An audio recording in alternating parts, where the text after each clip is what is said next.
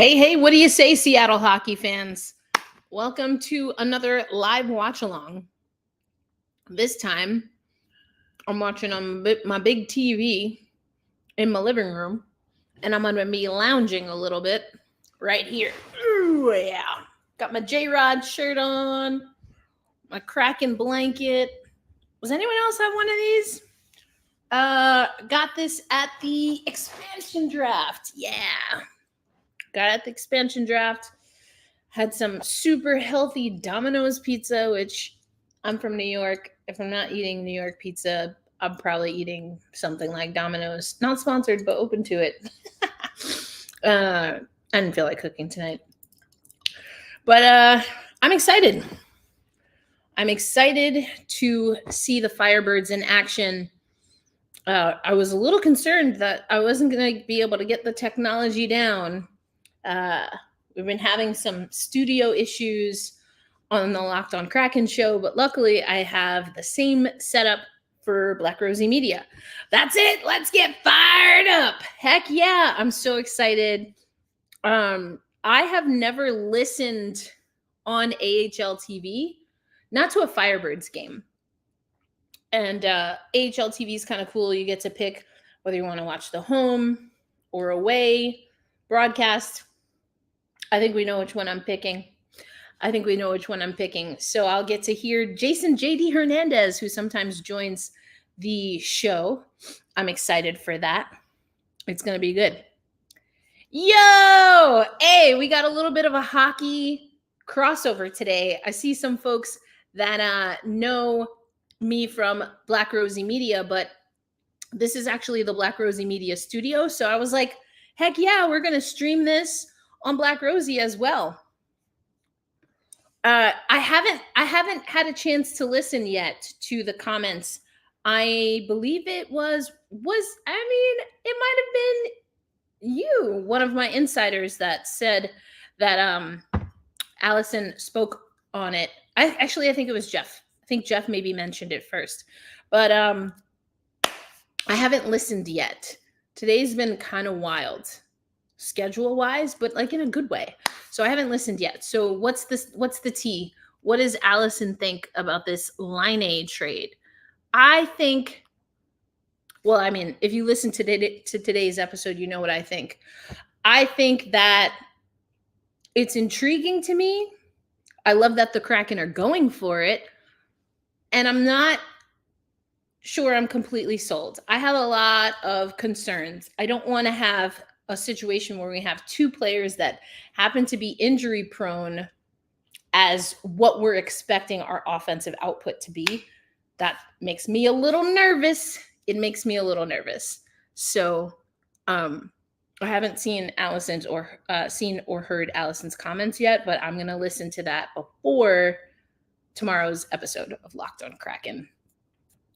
Big win for those coming over from Black Rosie Media. Big win for the New York Liberty. Not the prettiest win, but they got it done. And again, we are thinking of the Vandersloot family.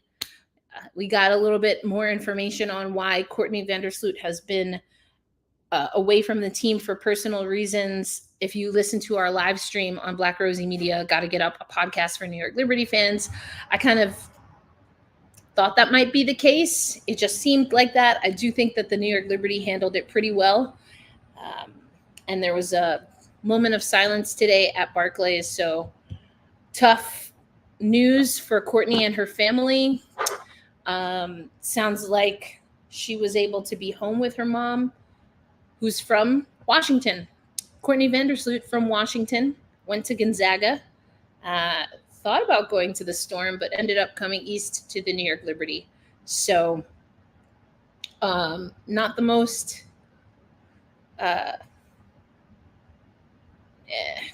don't know, not a connection that you necessarily want to make given the circumstances, but very proud of Courtney Vandersloot, very proud of the New York Liberty, and of course, you know, I have a special place in my heart for the state of Washington. So a must listen. She said he's a wonderful person, but that all he can do is shoot the puck, and he needs a whole team structured around him.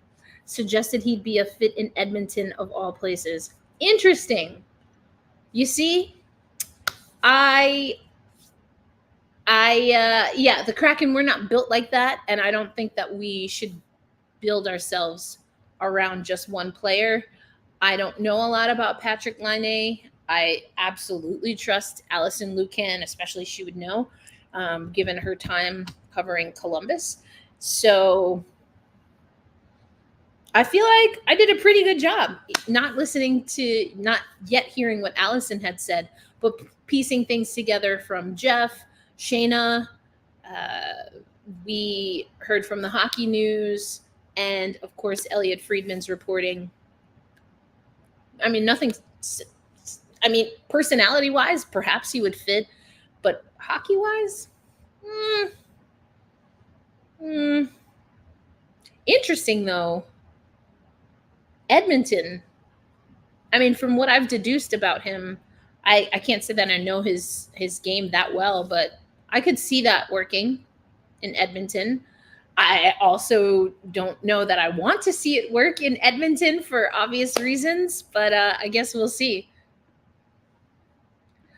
Definitely felt like Lucan was desperately trying to wave off the landing on this trade. Yeah, and that makes sense now why Shayna, because I said on today's podcast that Shayna did not mention Seattle. And Shayna and Allison obviously co-hosting along with Sarah the Too Many Men podcast. It's hard to imagine that if Seattle was a really good hockey fit, that Shayna would not have access to people who would know. So that also, I don't think I directly said that on today's podcast, but it's like, I mean, Shayna has access to a Kraken expert and someone who knows Columbus really, really well. And in her write up, she's not saying Patrick to the Kraken. That's all you need to know. Okay, the 10:30 mark. All right, I'm gonna check it out. I haven't listened to it. I had a really weird situation with. I get my groceries delivered these days because I don't have a car because I'm from New York City, or was living in New York City before I moved here, and they just left. They just left my food outside. It's freaking boiling hot in Tulsa. They left it outside, and thankfully there was someone that was sitting in the lobby and kept an eye on it for me. But I was out going to another appointment. I had to take the bag with me in my Lyft, my ride share, go to my appointment. I was like, can I stuff this bag or a box of groceries underneath your counter? Thankfully, they were cool with it. And then I had to lug it back in my ride share. So, needless to say, I was a little ticked off about my delivery service today. Not fun. Anyway, what time is it? Oh, I should be able to turn on AHL TV now. Yeah, here we go. All right. For those who are super loud. I gotta turn this down. Hold on 1 second. It's like my TV's so loud right now.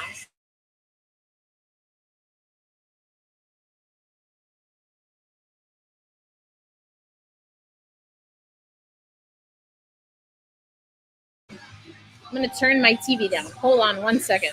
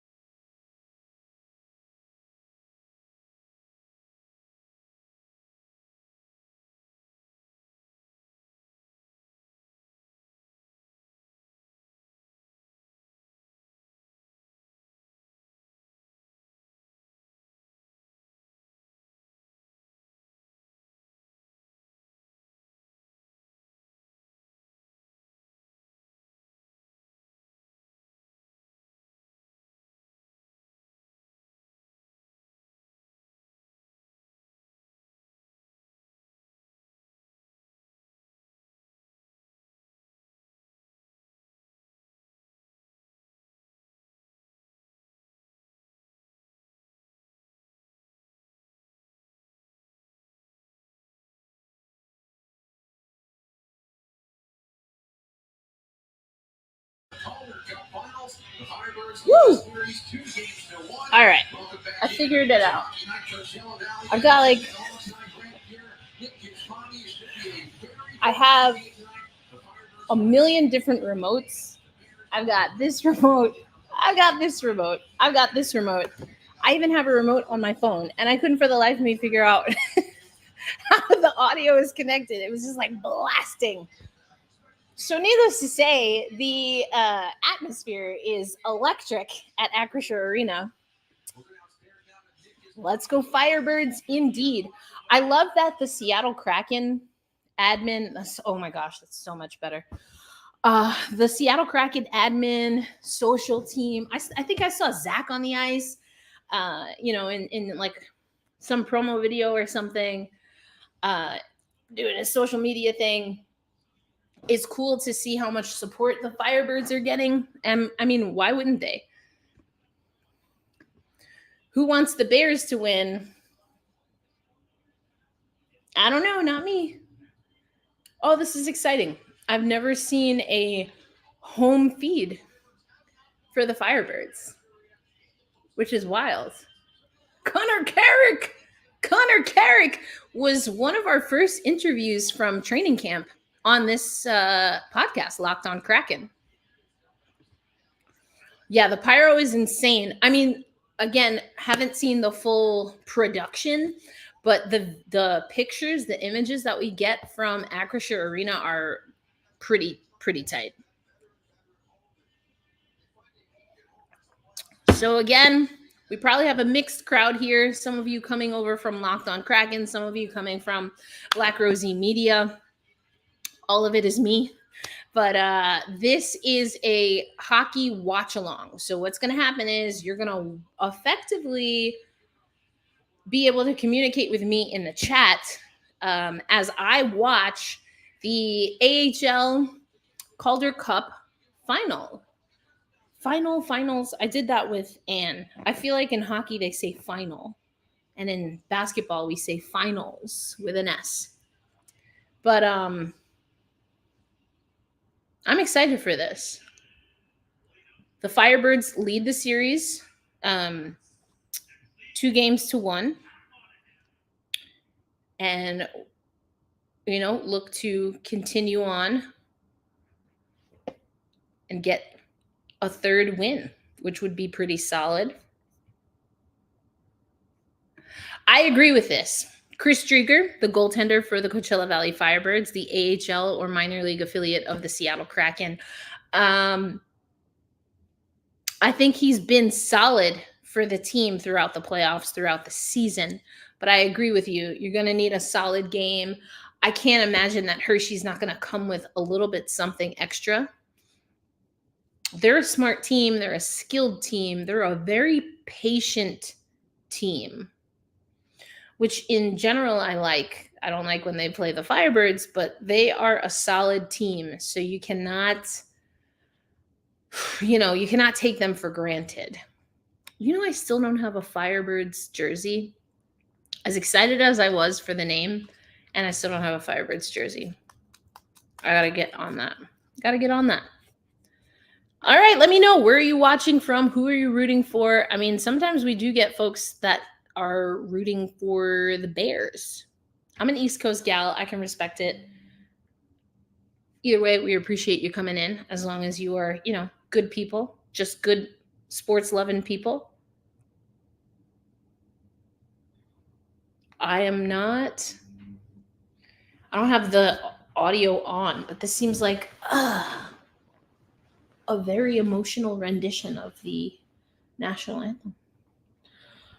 Oh, ooh, it's nice to lounge. I'm always sitting in my office. For those who are super OGs, you probably remember this room before I had a couch. Before I had a freaking couch, I had just moved to Tulsa. I had nothing in my apartment except a 6-person table that I effectively inherited from my family. I didn't have this TV yet, even though I did have the stand that I'm using. I had nothing. I had nothing, at least nothing in the living room. So I would record in here, and I would record on the big table, and sometimes these windows would be in the back. Also, my bike would be in here because I just didn't want to like leave it outside. Now I do. It's totally fine. But yeah, those were the days. How far we've come. How far we've come.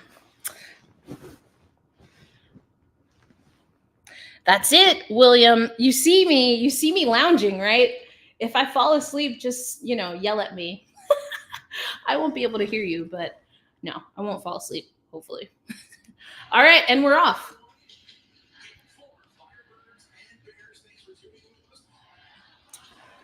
Oh, that's an interesting question. I'll be honest, I don't really know. I haven't listened to the Too Many Men episode yet, and I certainly don't have a good sense of Edmonton's cap situation.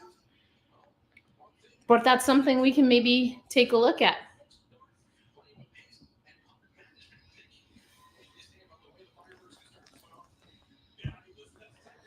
Cheering on the best AHL team of all time.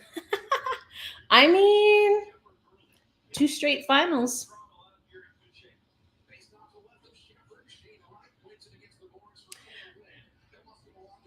Am I the only one that thinks that Evan and Everett sound similar?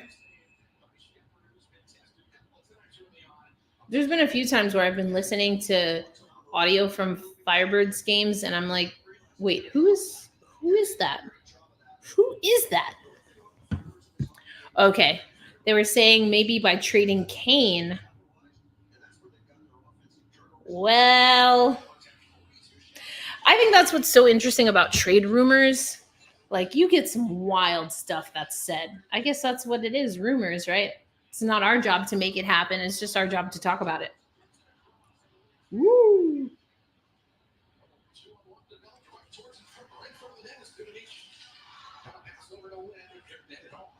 Looks like a full house.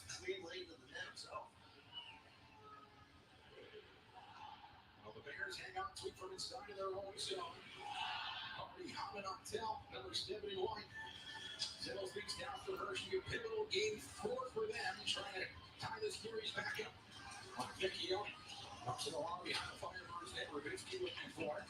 Just races forward, but here's Nick Lieberman back in the line. Ooh. For the first time in the playoffs. They're pushing behind the Firebirds net. It's good free on the shot.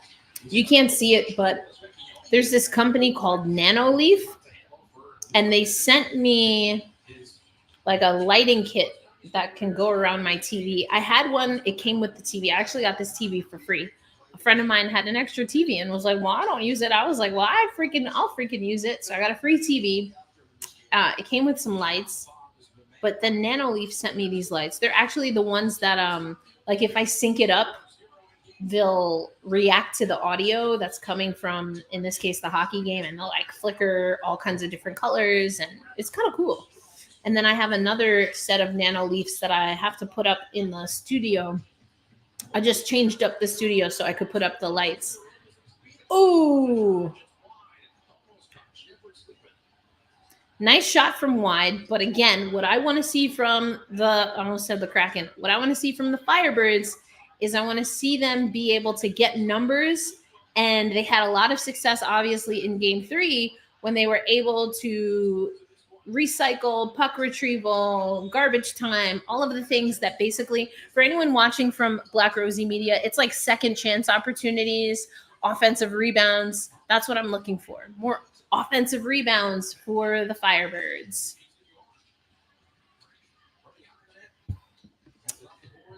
Yeah, good start. It's definitely giving us some of the 4 Fs. It's fast for sure.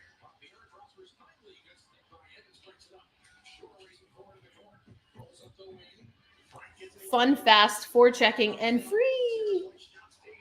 Ooh. That was a sneaky play.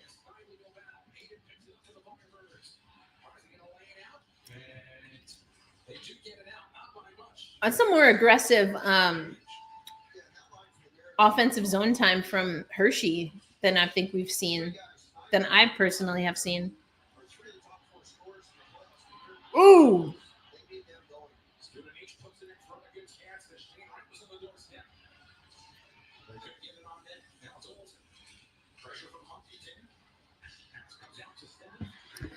Yeah, if you're talking about the lights, the nano light or the nano leaf lights, they are pretty cool.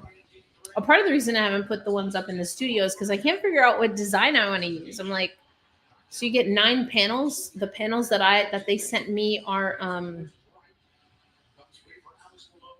they're not the triangles, they're the hexagons.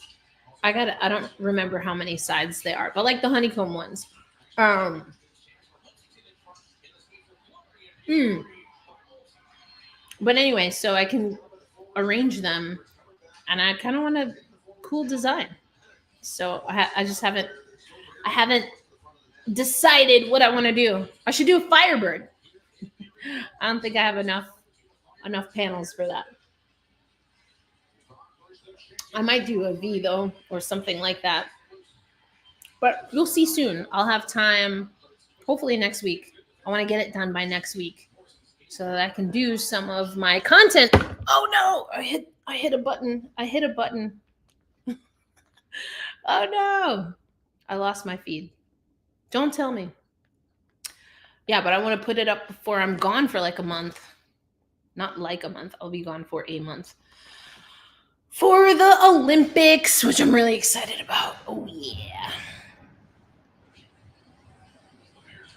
Is it 6 sides? I think so. The honeycomb, right? That's a hexagon. Hexagon? There's a pentagon, there's a hexagon. It's been a really long time since I took a geometry class. That's the math with the I think it's geometry.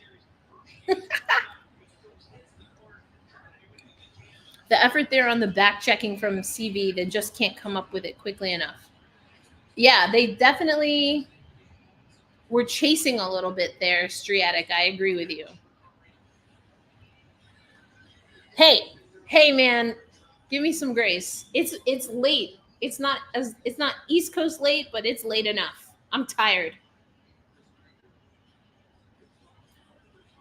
Garth, Fuego. I love how much Fuego is like a member of the community. There's like a family with young kids. They have the Fuego signs up. Fuego is, do you want to know? I don't know if it's controversial, but it's definitely true for me. I might low key like Fuego more than Bowie. I'm just saying. I know. I'm just saying.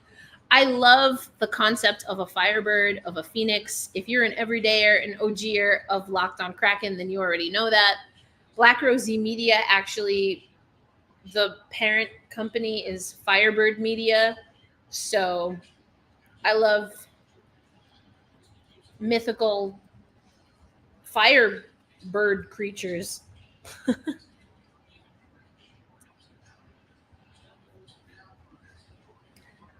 Yeah, I know you're West Coast. I'll be on the West Coast in a couple of weeks. I don't know if it's a couple, maybe if 2.5 weeks or something like that. I'm going to a conference in Hollywood. I'm excited. I have not been to LA in a while, in a couple of years. I'll be there for a conference, going to catch up with some friends, including, I'm hoping, Blake Bolden is playing in a roller hockey tournament. And I'm hoping I can get to that roller hockey tournament. Awkward dad dance cam. Oh man. Who doesn't love an awkward dad dancing question mark? That's funny.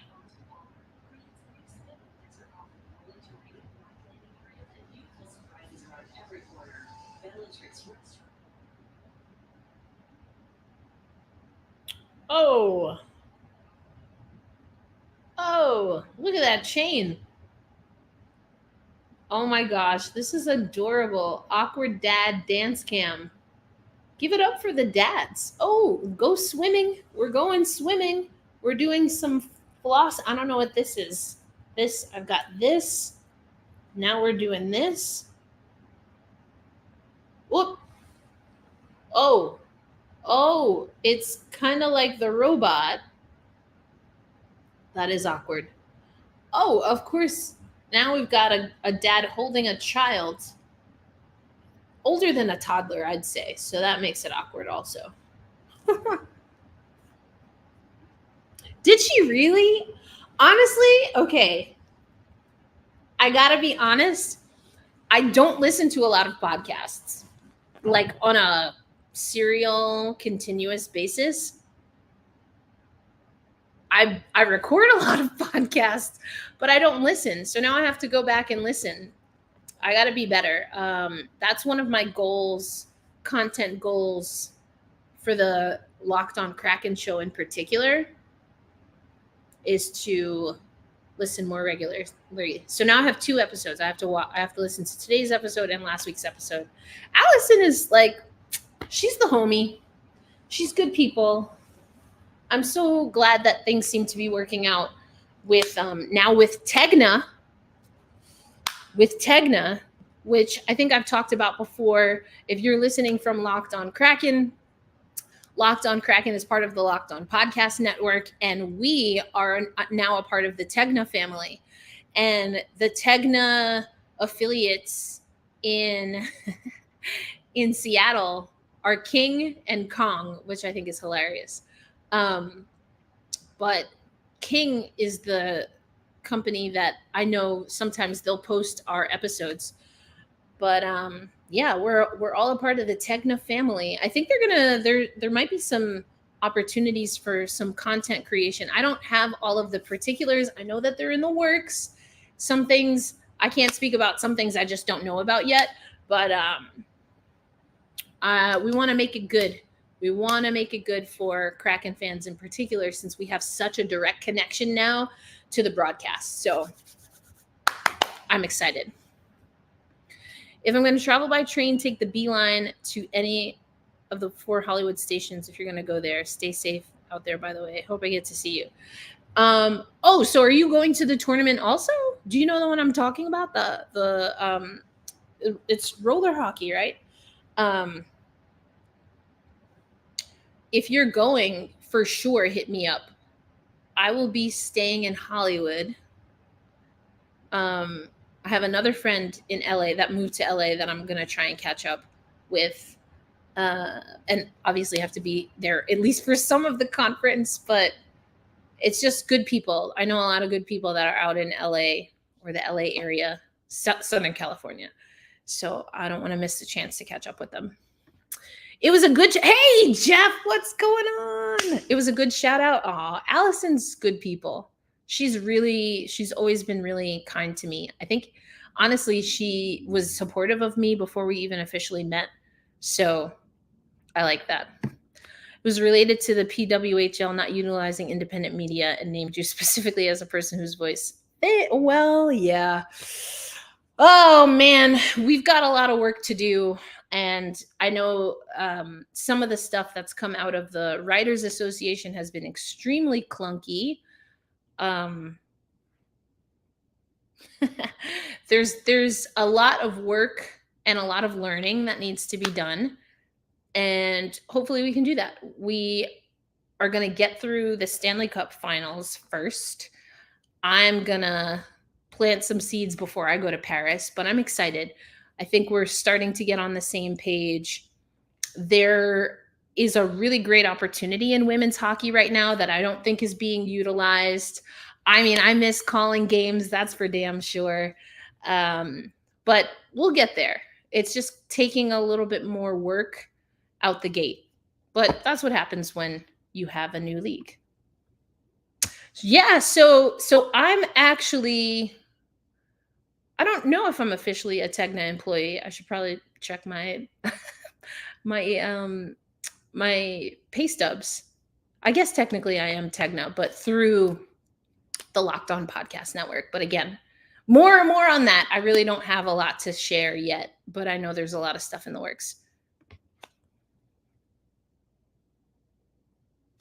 Oh, cool. That's super cool. I am from New York, so I believe in public transportation. And if my company's not paying for my car service or for my car rental, then you best believe I'll be on a train because I'm walking because I'm from New York. Walk, train, and that's it. I don't like taxis and stuff. If I can get away with not using it, then I won't use it. All right, what's going on here? Shots on goal are 4-1 in favor of Hershey. That is different than what we've seen in the first 3 games, where the Firebirds have been shooting a lot, not always getting a lot from those shots on net, but they've been shooting a lot. But we get a power play. Oh, let's go! Power play, baby. Go to your room. That's hilarious. I love that. No snacks in the sin bin. Go to your room. Bear hunting season came early. Oh man, these signs are great. I can say that when I get to pull photos from the crowd, that like Firebirds signs are hilarious. Firebirds fans are a lot of fun. I like the sign fire melts. I didn't see that one yet. That is a factual statement. It's true. Let's see what transpires here. So I'm going to keep an okay breakaway opportunity. Shot wide, handled by Drieger. I love Jessica Campbell, and I've been saying on the last 2 podcasts that we need the power play to be better. And so there's execution, and then there's the game plan. I don't know right now whether I think it's more of an execution thing or a game plan thing, but ultimately, either way, I'd like to see us do a little bit better on the power play. Great PK, if we're being honest, from Hershey, right? They exit the zone once again. And the Firebirds kind of get caught in a change, but just doing a great job killing time. They're good. They are good.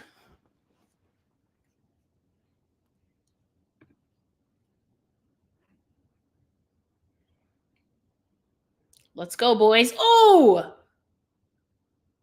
That is very signature Firebirds, going from point to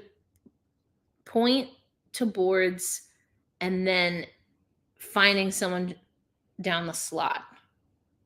I think a lot of times that's the place where Shane Wright is able to find his shot. Just a really good PK. It's a good PK. 16 seconds left on the power play. Oh, man.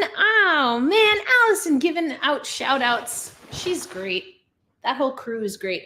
I got to spend time with Sarah at the Toronto All-Star game, NHL All-Star game, if that was not clear.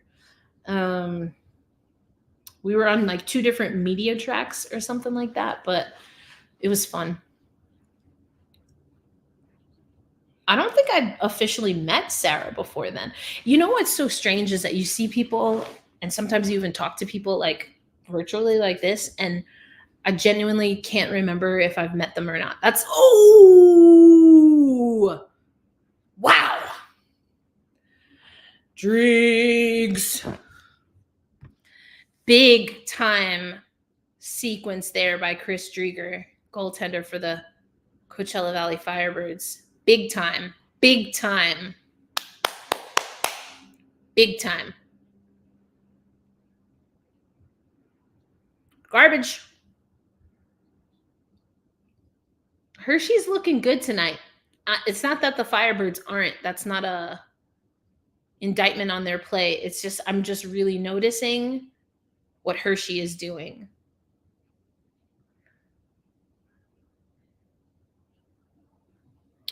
This might be strange, but how do y'all watch games? I think there's a few different ways to watch games, right? You can just kind of watch what's going on.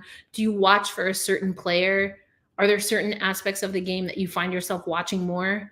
I think it's just so interesting that you can be watching the same thing. Oh my gosh, Find Fuego. They did a really good job with the graphics. That's definitely a Where's Waldo graphic package, and I'm here for it. Do the young people even know Where's Waldo anymore?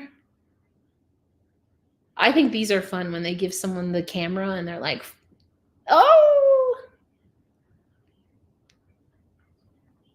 is he going to find Fuego? Is he going to find Fuego? I feel like the crowd is usually more helpful. I think he's that way. There he goes.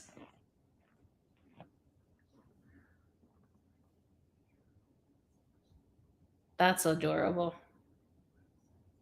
Found him.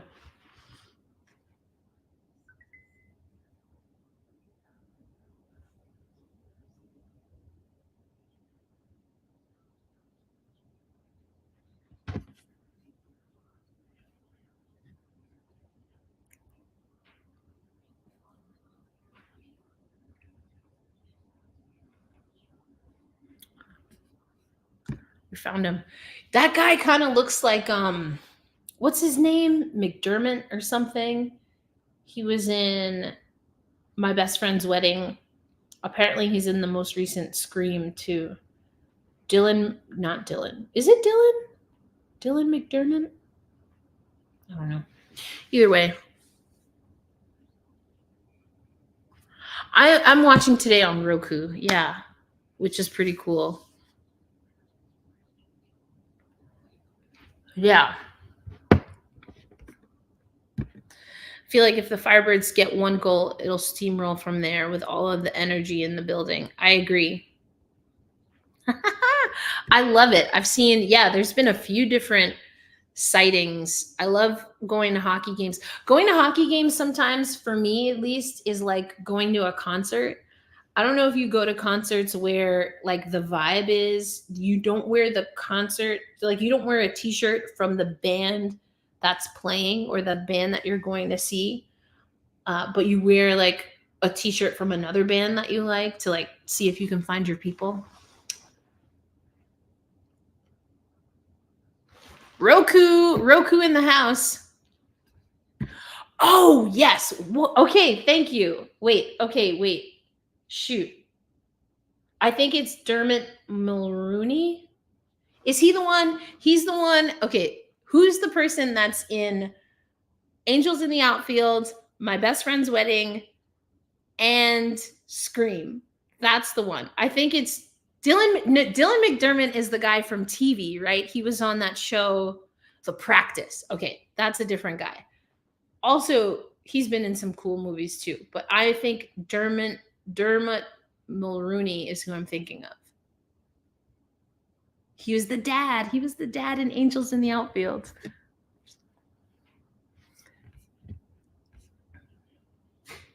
If you can weather the storm, I saw this comment. If you can weather the storm and get out of the first 0-0, I feel like that's a win. I like what Striatic said, though. I think it was Striatic saying that Chris is looking good. Whoa! Did he just smack that out of the air? That was wild. I might have to turn up the volume a little.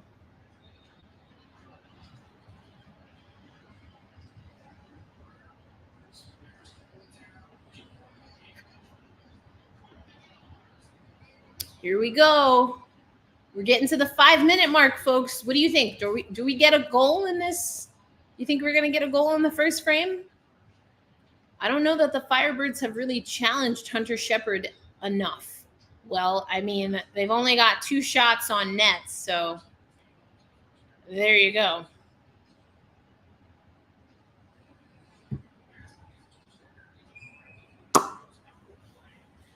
Man, I wish I could do all of my podcasts from my couch. This couch is so comfortable. I'm going to try really hard not to fall asleep. Oh, it's so comfy.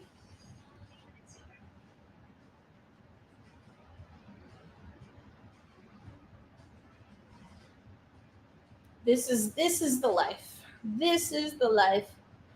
All right. Lots of Firebird stuff. I've seen some Kraken jerseys. Ooh, a Joey Decord Winter Classic jersey. Firebirds Hockey Fights Cancer jersey.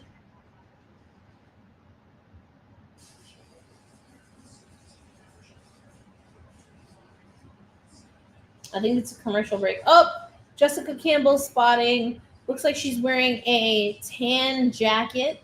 Jacket game always on fleek. And then is it a cream? I'm doing this like it helps. It it's a let me dial in a little here. No. I think it was a cream shirt underneath.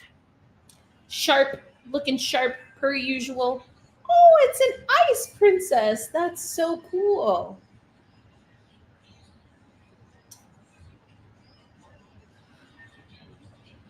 Sick graphics. It's very chaotic.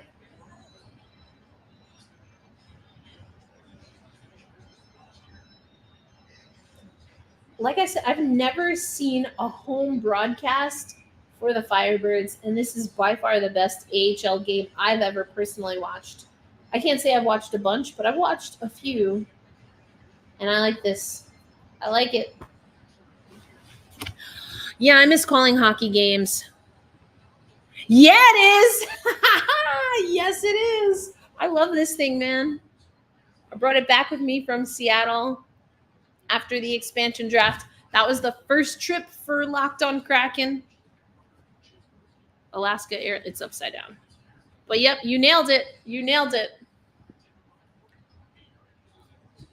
If Drugger gets a chance to be in the NHL next year, but San Jose would be better than CV, more money. But yeah, I don't know what's gonna happen with Drieger. I don't know. Gosh, this couch is so comfortable. This is my favorite nook. The corner here.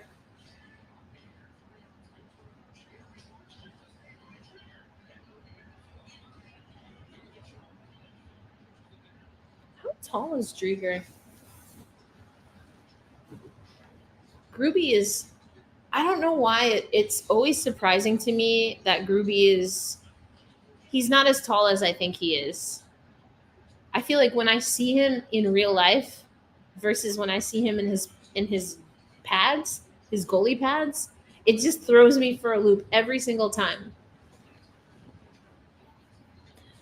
Somehow he seems just so much smaller in his hockey gear, which is almost never the case. I feel like goalies always look so much bigger, but Drieger, or excuse me, Philip Grubauer to me looks so petite, so little. What do we got? 3:20 left. I agree, Sarah. I think he's really put in a lot of work. He's a good guy. That was interesting. I mean, I want the best for him. I don't see it happening with Seattle, but we've talked about that on the show a lot.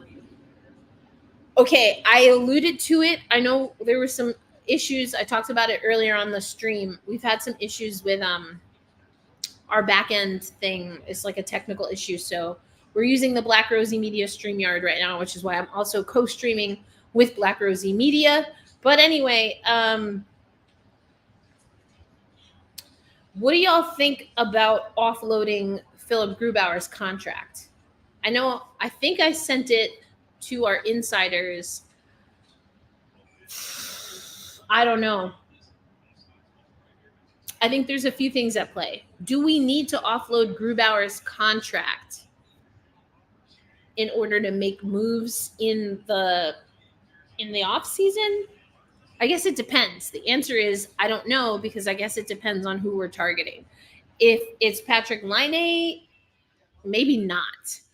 But again, I don't think that's really a good fit. And apparently neither does Allison Lucan, so we're going with that. Or Shayna for that matter. But even if we don't have to offload Grubauer's contract, do you offload Philip Grubauer and his contract? Doesn't he have a no trade? I'm pretty sure he does. So, I mean, there you go. But I don't know. Unfortunately, it just seems like he's a little injury prone, and timing is kind of a big thing.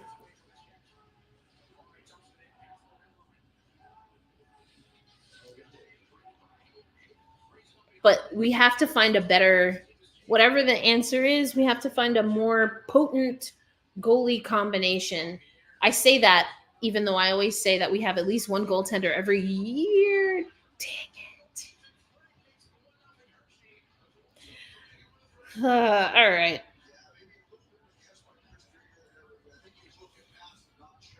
Let's take a look at this. I mean,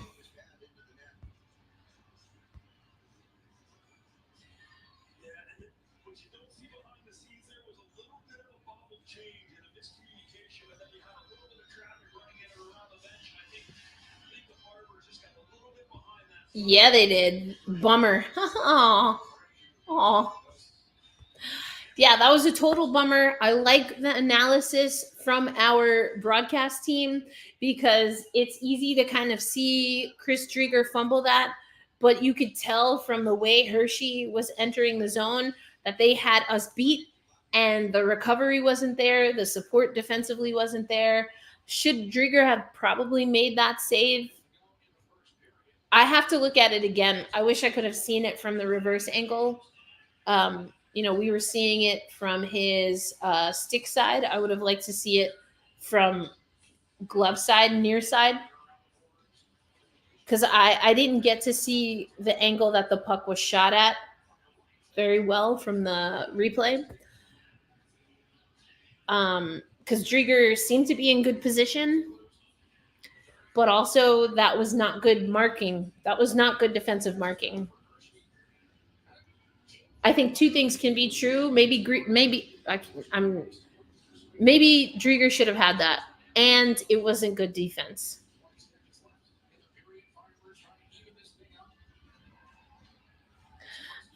A bad look. Chris Drieger exploited.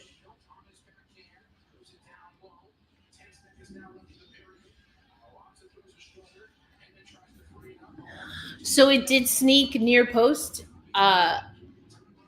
That's what it kind of looked like to me, and I agree with you. I completely agree with you. My question also is, and I think it's Grant, right? It's Grant in the booth with Evan. He's right that that was a missed defensive assignment. So, wow, shots are 10-2.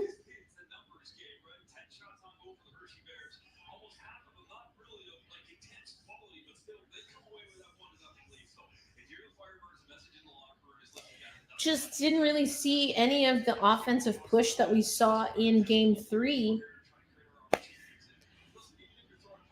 There was some speed there. There was a little bit of forechecking at times. I don't know that they were having so much fun. They weren't really playing free. So we're not doing good on my eye test of the 3 Fs.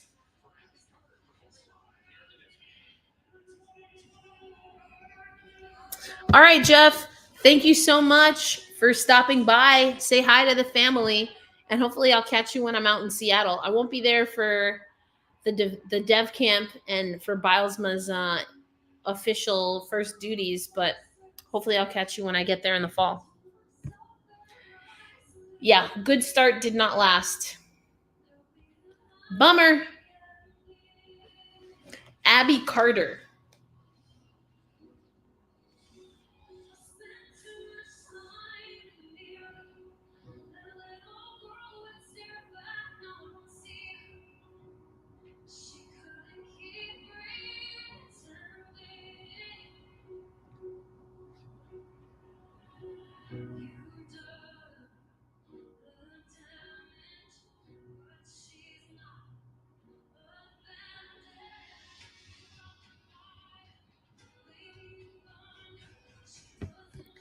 Hey, Harry, what's going on?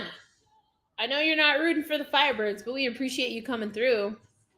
1-0 is the score right now. Shots on goal are 10-2 in favor of the Hershey Bears, who also are leading 1-0. I'm to blame.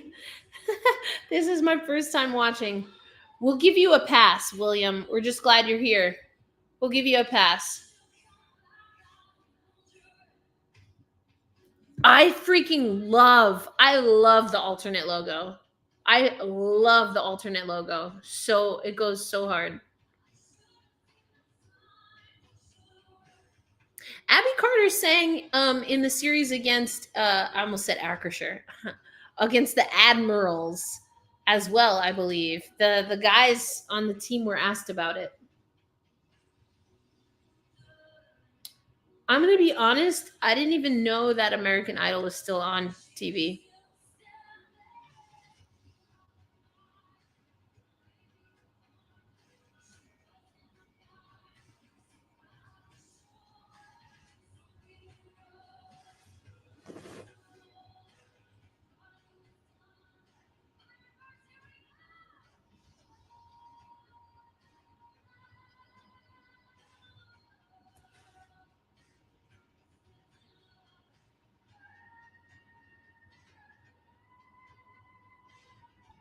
Oh wow, okay. That was a fun little range experiment. Not bad, not bad.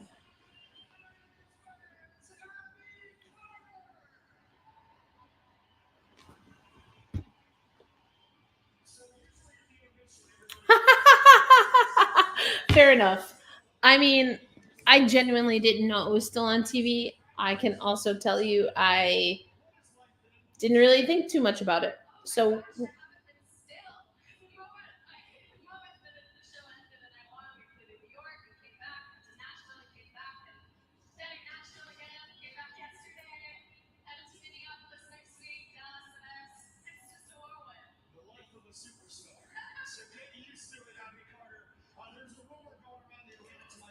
okay, I wasn't completely sure if she like was a recent, if this was recent or like she won in the past or whatever. I had no idea, or like if she competed but didn't win. So she's the reigning American Idol champion, and she's come to. Oh well, there you go. She's performing at Akershire Arena. I was like, she came to not one but two Firebirds games. Interesting.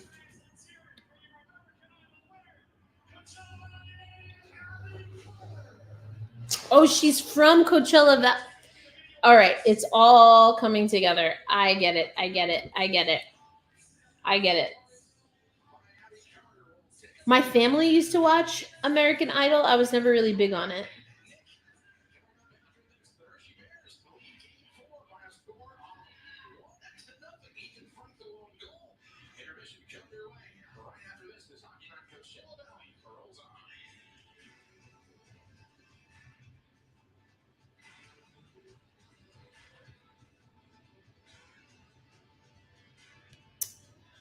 All right.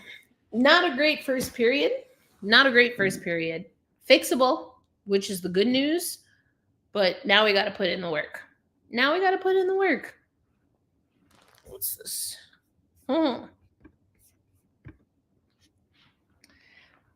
Oh, that's a cool. Is that engraved on the Zamboni? Or is it a sticker? It kind of looks like it's engraved. That's pretty sick. YMCA. Intermission sing along. Oh, wow. Okay. This is kind of cool. What are you voting on? Are you voting on YMCA or the Macarena?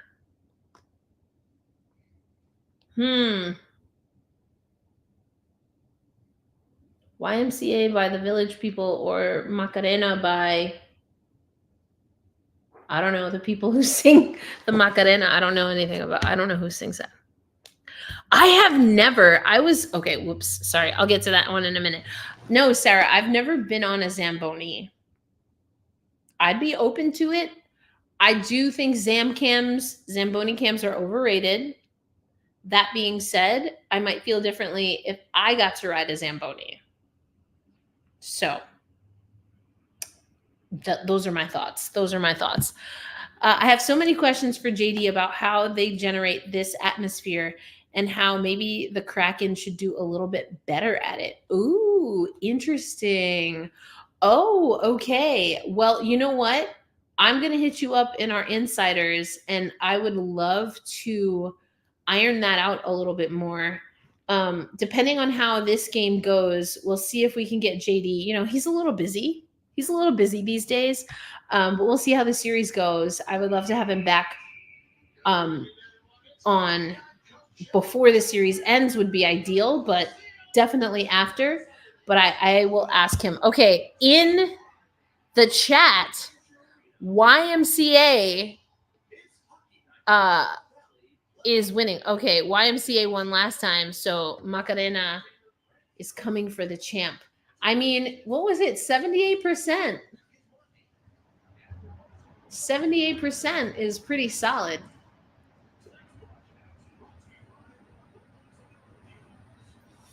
I got to get to a Firebirds game. I really want to. I'm kind of sad my conference wasn't closer to playoffs because I would totally be in there like swimwear.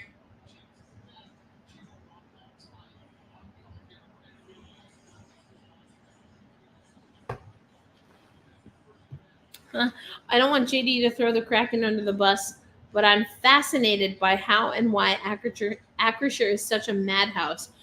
Well, I think there are a few different things that could come into play here, including that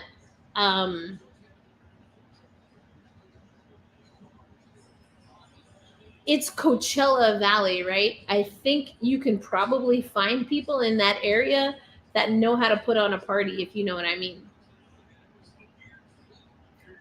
There's not to say that Seattle isn't. It's just a different level, and you can kind of you can bring a little bit of a different perspective.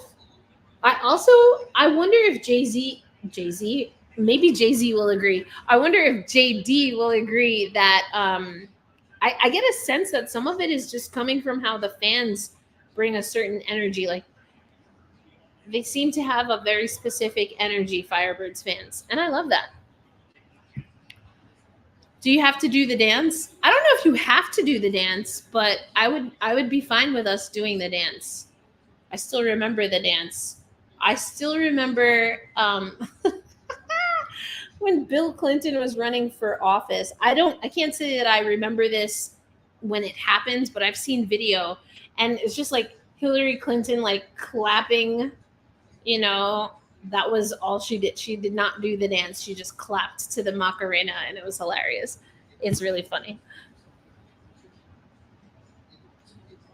$35 for parking. Yowza. You have to get like a carpool or something.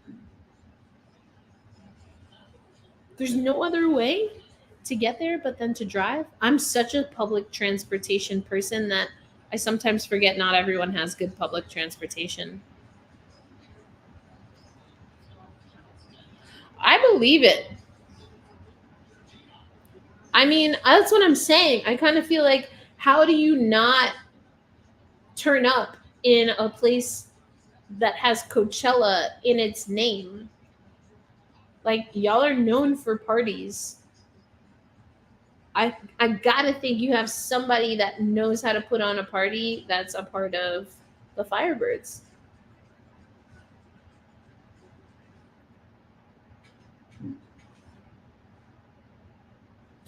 See, that's the thing. It's not always available. Like where I live now, it's tough. You got to work really hard to find public transportation. Oh man. So you can't find a place to park that's not that much money? Man, that's really crazy.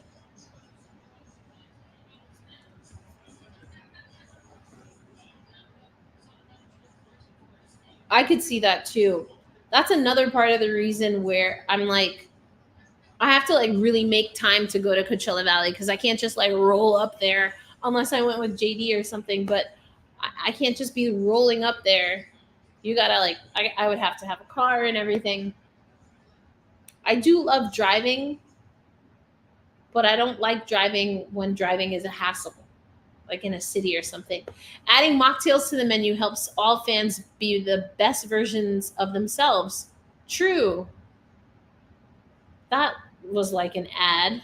I'm assuming that's a sponsored situation. It is important to have mocktail options, non-alcoholic options. I looked into it a lot. Okay, so when I plan my trip, Striatic, I'm gonna hit you up. I'm gonna hit you up on our Locked On Kraken Insiders community so that you can give me the skinny. Dang, man, that's how they get you. They want you to pay so much money. That's like honestly going out to UBS Arena, nightmare if you drive. It's also a nightmare if you take the train though, but that's a whole nother story.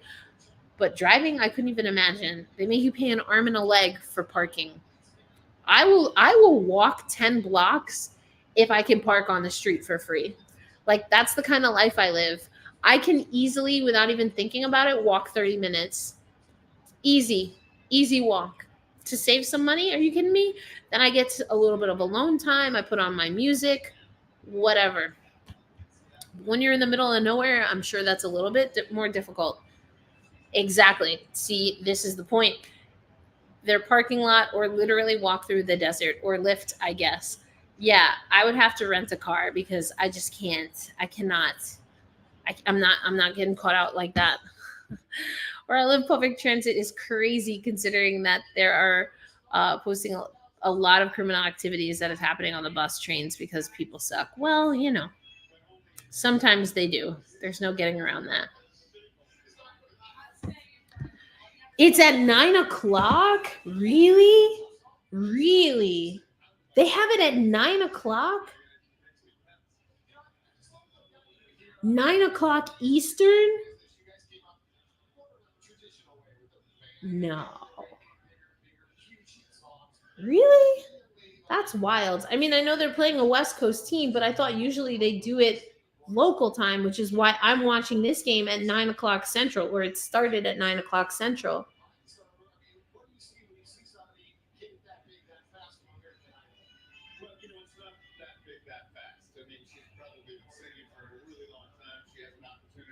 Is that a clown?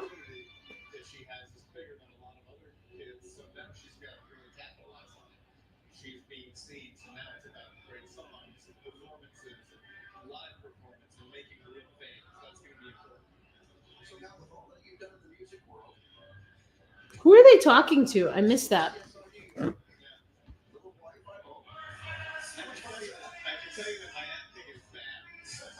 Is this the guy that's saying the national anthem? From Train, right? Wow. That's crazy. That just seems super late to me. Is there something else going on? Like in the arena or something? Because that just seems wild to me. We were talking to our AHL. I got to turn this down again. It's so loud. I can't even hear myself think. We were talking to, or not the AHL, the ECHL affiliate for the Kraken.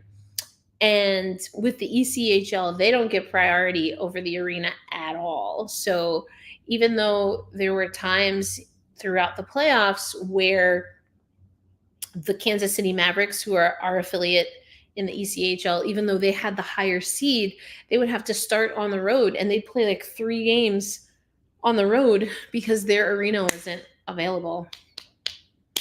That's tough. It's almost like what women's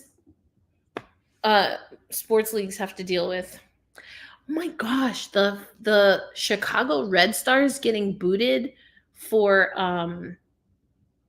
I forget what festival it is, but that's so stupid. Why would they? That's what I'm saying. 9 o'clock is late. I can't remember a time I've been to a game that was on the East Coast at local time that started at 9 o'clock. A game, a freaking game, not a concert, a game. That's wild. I don't know why I didn't notice. Well, I'm not in my usual studio, so I don't have the schedule in front of me. I can't believe I didn't notice that. I probably just thought it was, well, that still wouldn't make sense. I don't know what I thought. I probably just didn't notice. It's so bizarre. I'm not the only one freaking out. I'm glad I'm not the only one freaking out. I'm so glad you mentioned something, Harry, because I had no freaking idea. That's 8 o'clock for me. Ugh. The only good news there is that I will be working. I have a bartending job. I will be working my bartending job. I could almost get home from my bartending job before the game is over, which is wild. That's crazy. Oh, it's in. Okay. I was about to say, Harry, I'm so glad you clarified because I was like, there's no freaking way. There's no freaking way. That's why I was like, I can't believe I missed that. Okay, I understand now. I thought you meant that the game was in Hershey on at local time, a local game. Wow. Okay. I'm glad you clarified because I was like, there is no freaking way. That's wild. That's wild.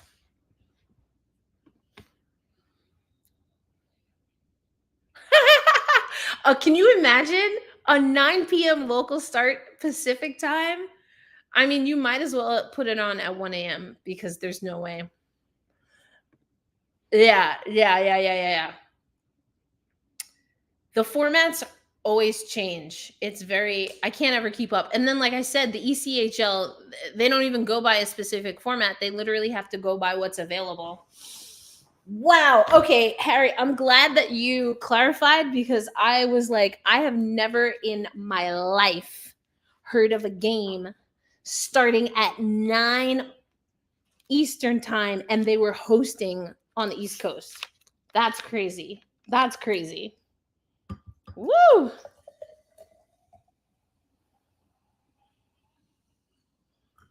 You think so?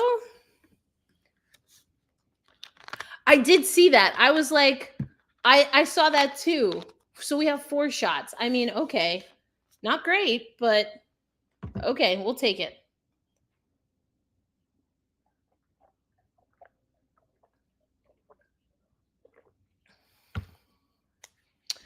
Thank you. I mean, I'm assuming you're talking about me. Well, there's no one else on camera, so yeah. The reason that I don't usually, I'll be honest, entertain those kinds of comments just because like as a woman in the media it can get sometimes a little crazy, but the reason I will take the compliments on my face today is because I got a facial today. So if I look a little extra shiny or dewy, it's because I got a facial today. So thank you for noticing. I got some new products. I have a new skincare routine. So thank you for noticing. Thank you for saying something. I will accept the comment. But if I don't ever respond, it's not necessarily a person, or it is a personal thing for me, but not necessarily against you. It's just that I don't always like to go down that road. It can be a dangerous place sometimes. Also, I'm pretty good at checking people, and I can get a little intense, but I got a facial today, so I'm still dewy. I'm still dewy from my facial. My skin feels great. I'm excited for my new skincare routine. It was a little bit of a stressful morning, but I made it to my appointment. Thank you.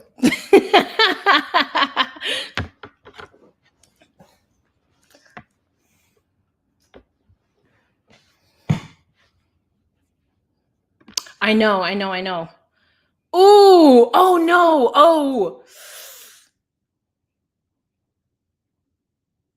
Did that hit him in the face?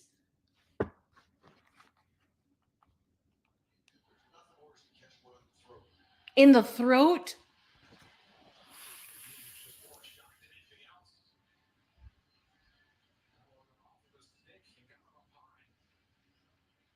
Okay.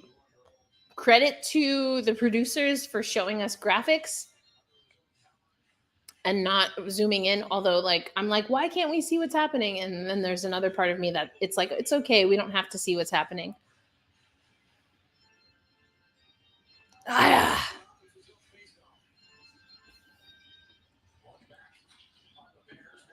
Oh, happy almost birthday. I know. I spent a little bit more than I was expecting, but I was like, treat yourself. Treat yourself.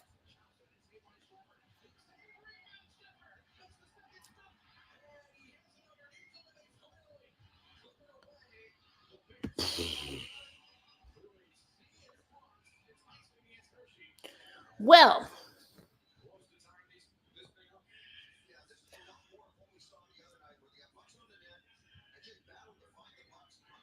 see, Grant Fuhr knows what's up. He's talking about that's what we saw the other night. They got to get back to that. So we love that they get there earlier in the second frame. They're attacking the net, looking for the puck. They just literally got smothered.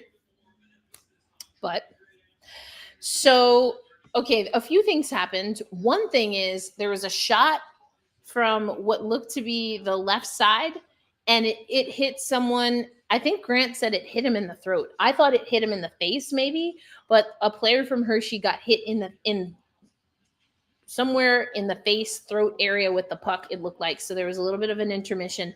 And then the Firebirds had an opportunity. Oh, I like what we're seeing here. They got pushed out wide though, but they had numbers there. Anyway, the Firebirds, they had a shot, they had a chance, shot goes in, and then they just absolutely got smothered. So good on Hershey. But the Firebirds were bringing numbers. They were attacking the net. They were searching for rebounds, searching for second chance opportunities. So that's what I liked about that. Not great, not ideal. Well, yeah, we might be getting goalied. We are evening out shots. It's 8-11 right now on what's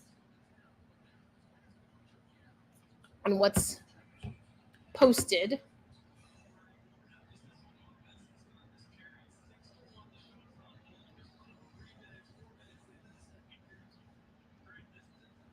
New skincare routine. I'm actually really excited. So I'm really excited for that. Also, there's like a name. I don't know. The person who did my facial asked me how old I was, and when I said how old I was, they didn't believe me because they thought I was much younger. So I was like, I will take that. I will take that. I mean, and it wasn't one of those like, I really genuinely think she had no idea how old I was. She had no idea. That happens to me a lot. Sometimes I'm like, is that a good thing though? I know everyone wants to be younger. I really don't mind being my age, but I think it's interesting when people think I'm like 10 years younger than I am. I don't know. That's weird to me. But I'm a pretty casual person. I don't wear makeup a lot or anything, so and I'm always in t-shirts and stuff, so I don't know. I don't know how old I look to people. I think you're right. It wasn't just Hunter Shepherd. I mean, there were bodies in front. And again, like legitimately, they smothered, they absolutely smothered the Firebirds. It doesn't always have to look pretty, but it's effective. 58? Okay, I don't know how recent that photo is, but I would have not guessed 58.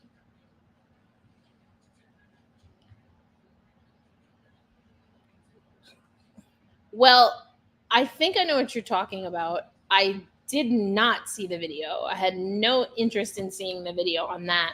But yeah, that was tough. For a little bit, it seemed like there was going to be a real conversation about um, protecting hockey players a little bit more. Aw, Flurry in the box.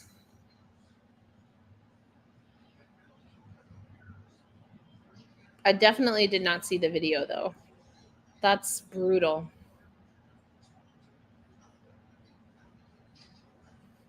He didn't do it. He's innocent. Free him. That's hilarious.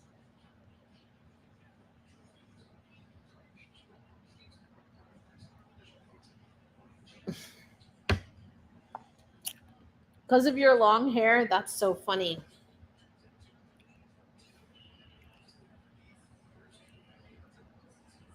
Is your hair like, it's like super, super long?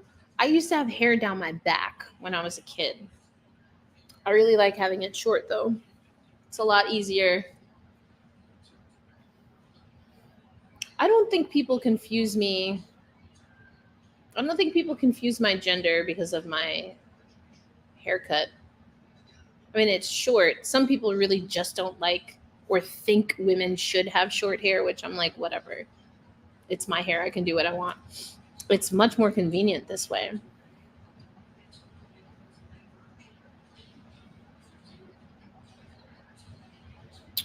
I'm like, pan the camera.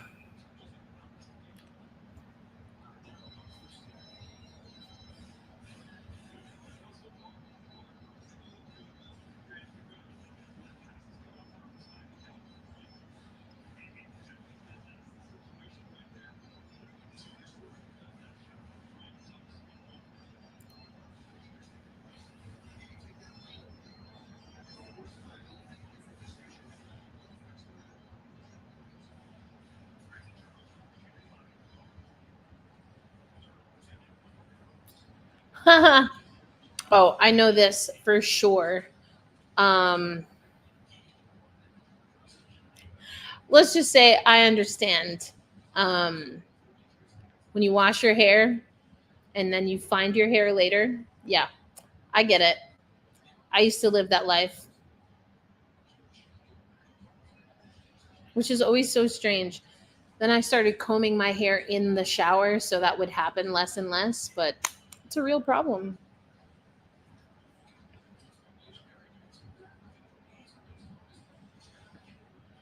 That's an interesting. I never really thought about that. We're gonna have to ask JD about that. I would imagine. I don't know for sure, but he probably walks out on the ice to get to his perch. Mm,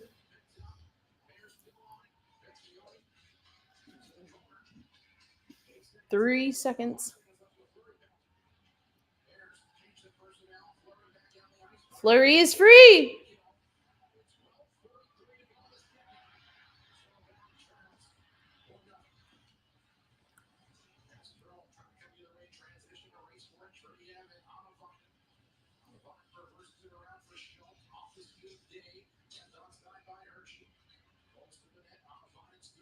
Hmm. Hershey's looking good tonight.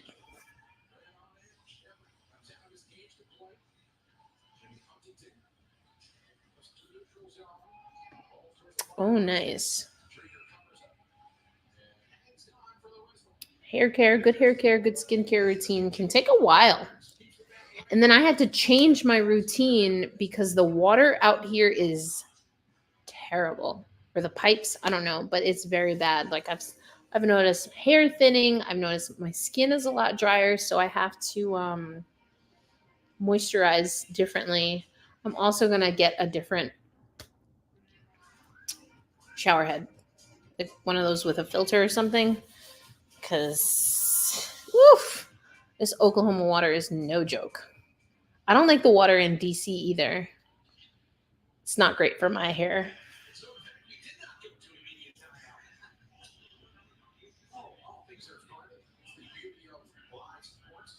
Okay, I'm gonna sit back again because it's comfy. Woohoo!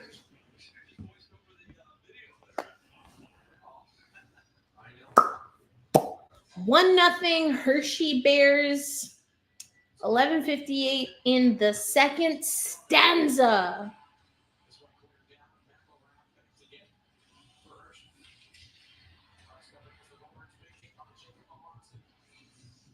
Melanson.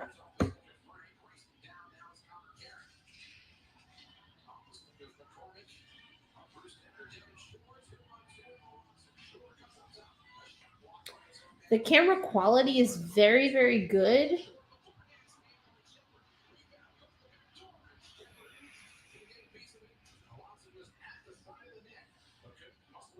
Ooh. The cameras are solid, but they're not a lot of different angles. Like I wish we had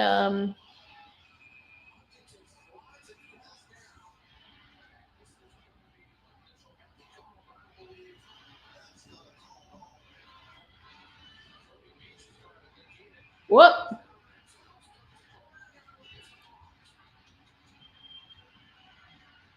Whoa.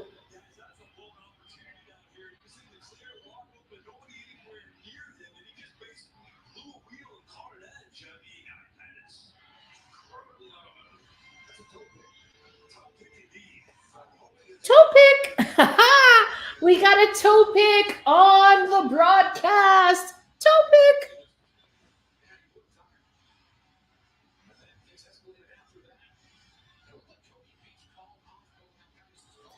Shane Wright has a fantastic playoff beard. It's fantastic.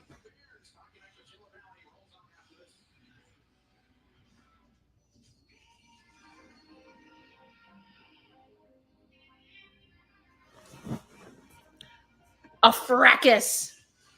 Spicy.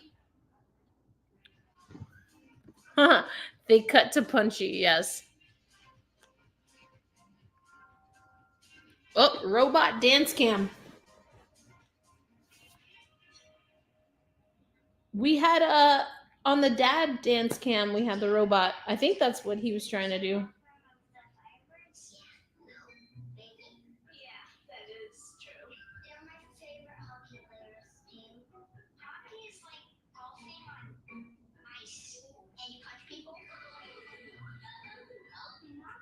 Hockey is like golfing on ice and they punch people is fantastic.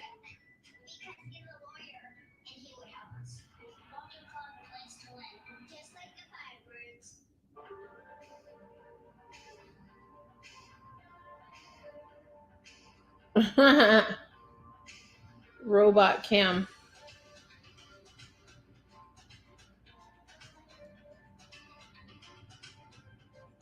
Oh my gosh, please don't drop the child. That was very scary. Oh, that guy's getting it. That guy's getting it.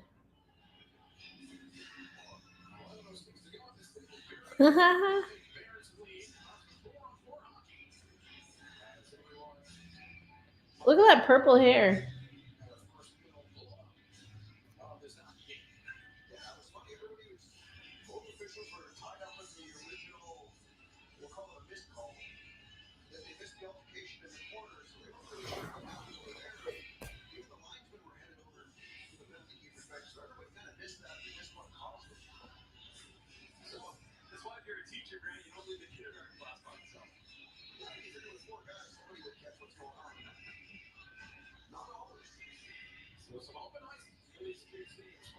Four-on-four hockey for 2 minutes.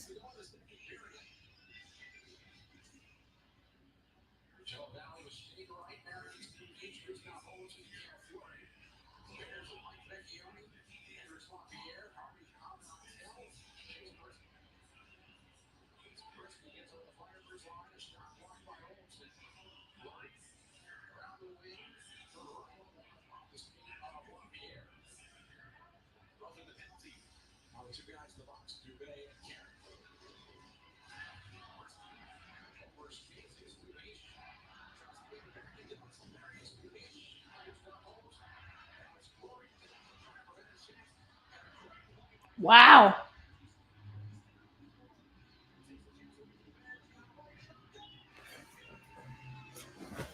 How does that goal happen? How does that goal happen? Tell me how that goal happens.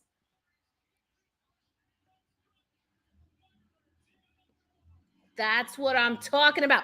That freaking defensive play. Let's go.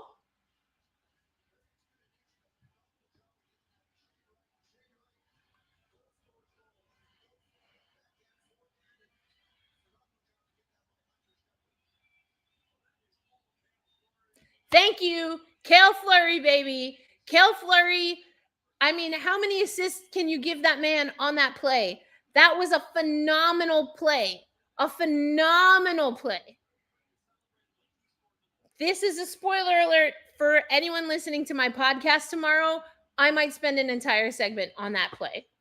That was mwah, mwah, chef's kiss. Woo! And the finish by Shane. Oh, it's a patterned jacket. Oh no, someone else down.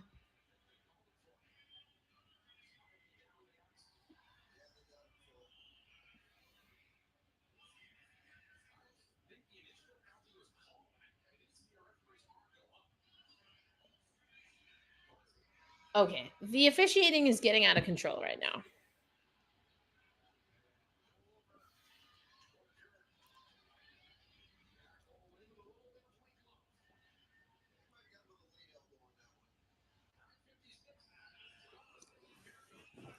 Wow. Wow.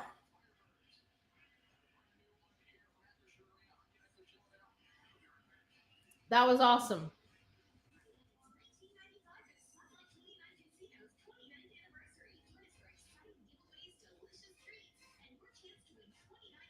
That was freaking awesome. I like that a lot. The finish was great. The the defensive back checking, diving, sliding, back checking to get the puck back. Love it.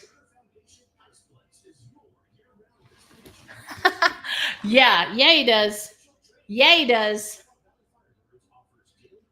I think so, Harry. I really do. I didn't see what happened, and apparently neither did the officials.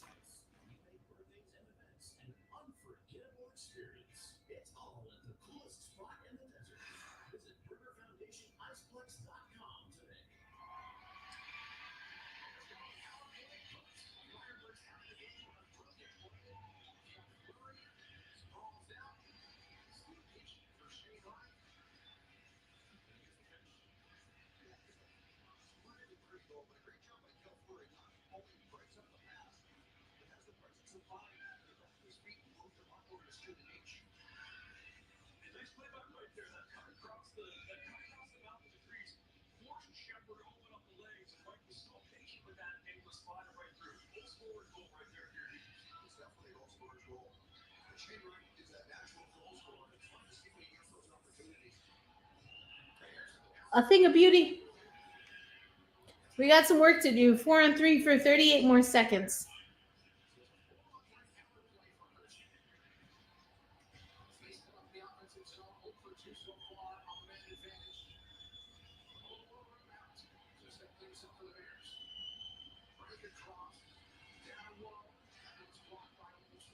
Drigger got a little turned around.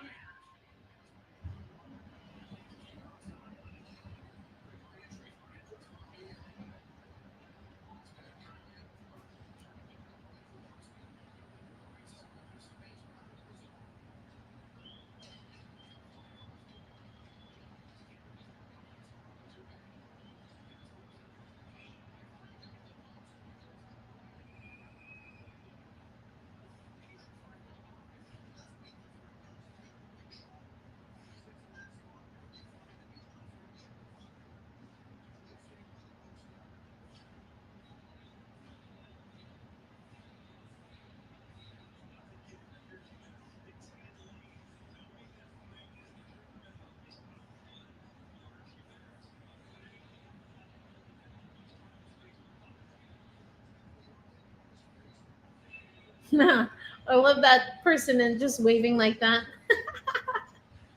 Oh my gosh, my couch is so comfortable. I'm gonna have to get up soon.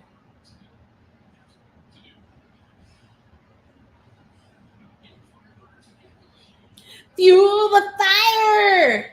Ooh, that green jersey is really cool. I like the green jersey. It's another bear hunt for another 55 seconds. Oh, I see bear. That's interesting. It's on the screen right now, Harry. I see it. It's getting spicy. Oh, that was a cheap shot. That was a cheap shot.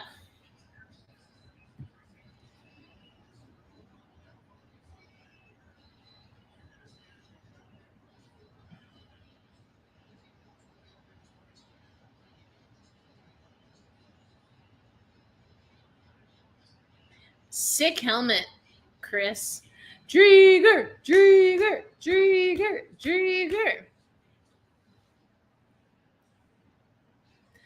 Driegs. Ah!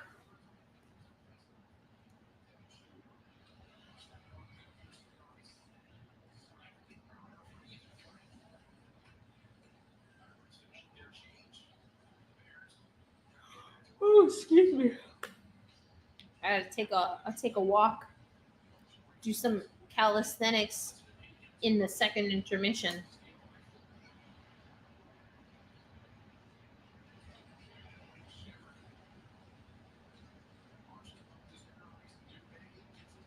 This camera work is making me dizzy.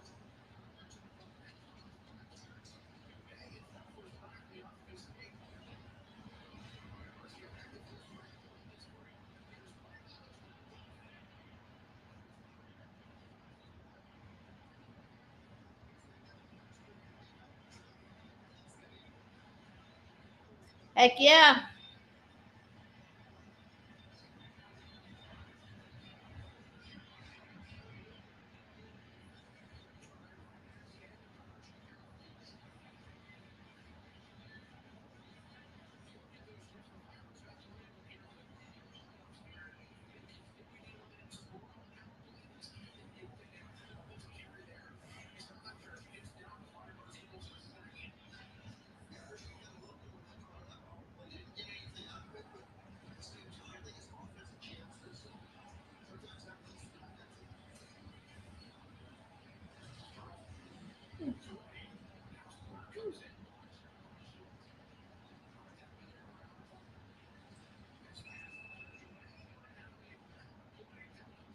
Man, oh man. It's getting spicy. Spicy picante. I wish the Bears played with a bear head instead of a helmet. I mean, I'd be okay if they did because I would imagine it'd be a lot harder for them to see. Unless they did like have you ever seen those like skateboard slash bicycle helmets that have like the mohawk? Oh. Then everyone would just think they're cute.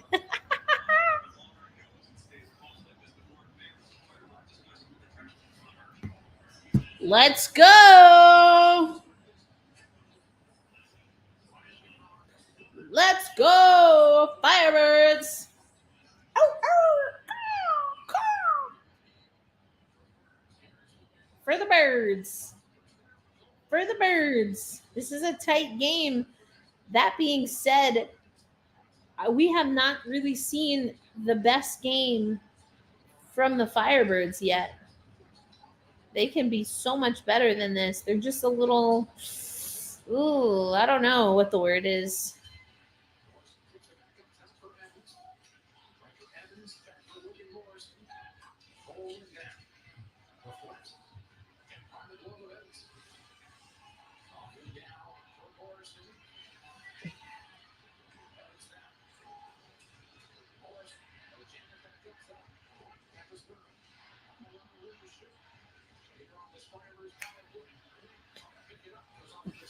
Ah!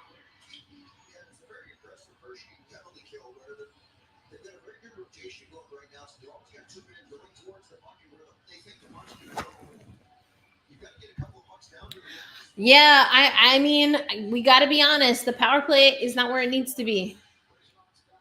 A little bit of a miscue there. Did you see that? That was a set play. That was a set play. I like it. The two come in, almost look like they bump into each other. I don't know how intentional or not that was. But then you pass off the ball, or the ball. I was watching basketball earlier. You pass off the puck, and then you draw everyone to the center slot. And then at the last second, you slide it down, trying to get far post. I like that idea. It's just, it didn't work. They are having so much fun. So much freaking fun. I'm having FOMO. I'm jealous.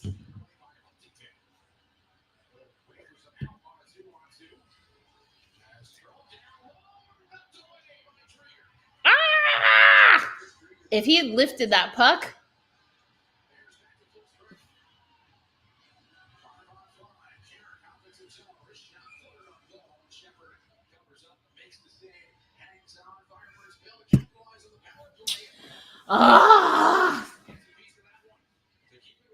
I'm not all that upset. I just wanted to lean back. Lean back. Lean back.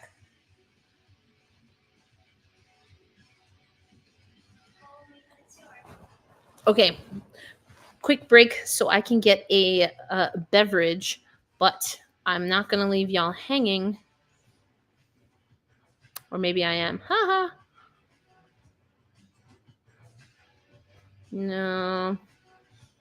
I'm trying to see. I don't think I have any video for us. Just the Dan Bilesma stuff.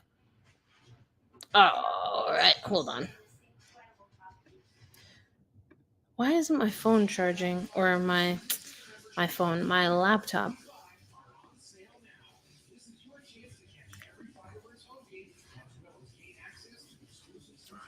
All right.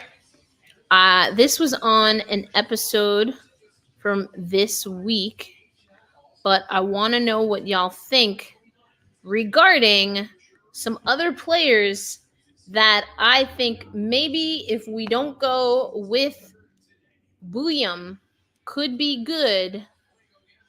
And I'm going to get some of these clips ready because I'm going to take a break at the intermission.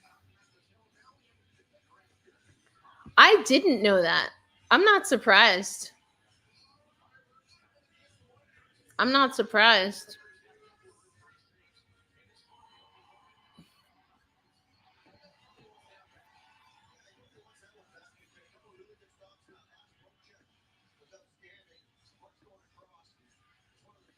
All right. 58 seconds. Ginla was so interesting is the board mechanics, his ability to manage the boards. He's the most dominant board player in this draft, not just because he's physical, but because the energy level's there, the mechanics are there, the ability to, make plays inside of contact, his ability to play small give and goes off the boards. He's incredibly intelligent, a fantastic goal scorer. I mean, he scored 47 goals in 64 games for the Kelowna Rockets of all teams. That's a feat. So he's a great goal scorer for sure, heavy and accurate shot, but also I think the playmaking goes underrated with Iginla. He's got really, really good small area playmaking. He's always drawing a player in and opening up ice for his teammates. Great defensive work rates. He can kind of overskate his lanes. We've talked about that a lot with Iginla this year. He's kind of too much pedal to the metal. He needs to learn to slow down, but teaching a player to rein it in is much easier than teaching them to ramp up the energy, right? So Iginla.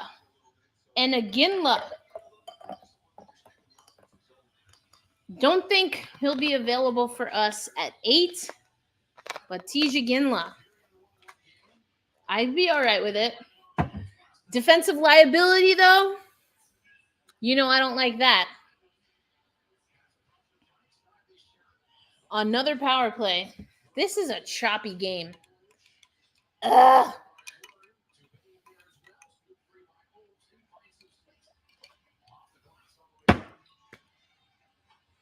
Choppy game. I gotta do my stretches. Woo.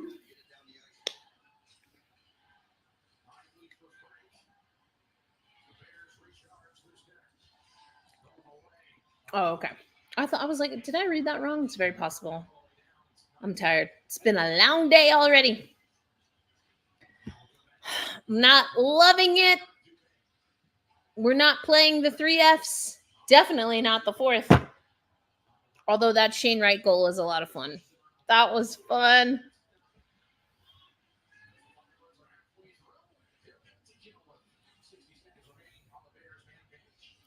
Stu Bickle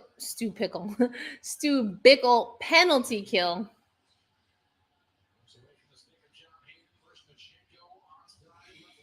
It would be nice, but they got some work to do. They got to worry about tonight first.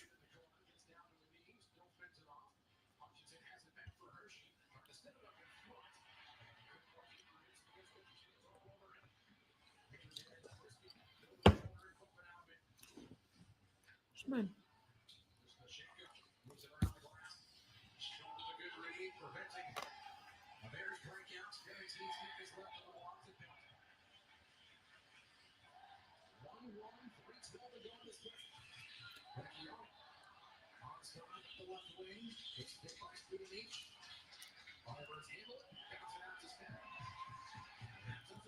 That's all she wrote.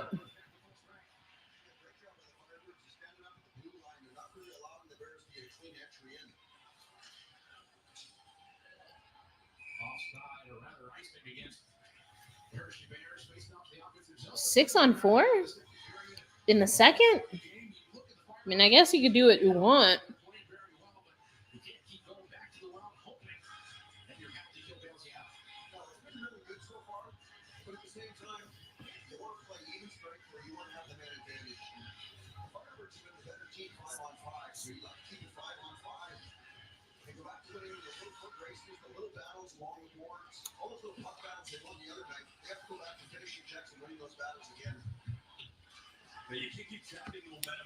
I would love to see it.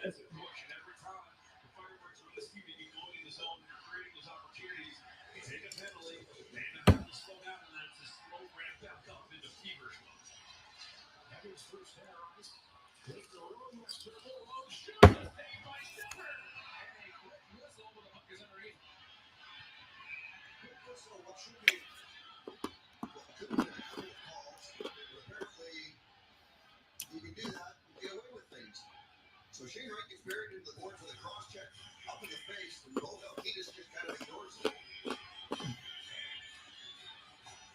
Then got one from Max Bro. He's playing. I don't like how this is going down. Grant doesn't like it either.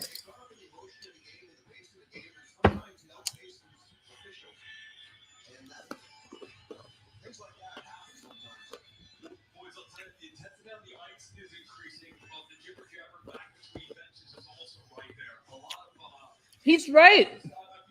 I love the comment that he just made. I'm chewing on ice. Hold on.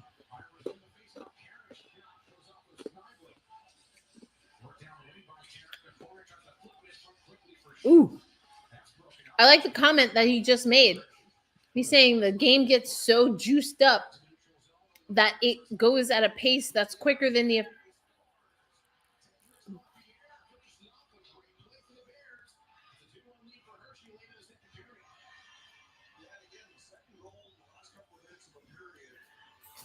I'll finish that thought in a moment.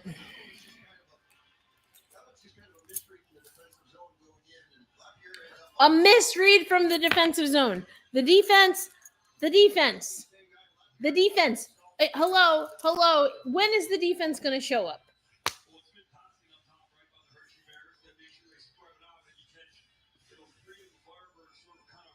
Yep. Rinse, wash, repeat.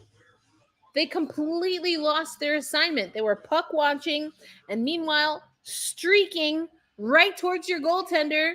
And so when you pass as effectively as the Hershey Bears do, you can't do that. Now we got to really get fired up.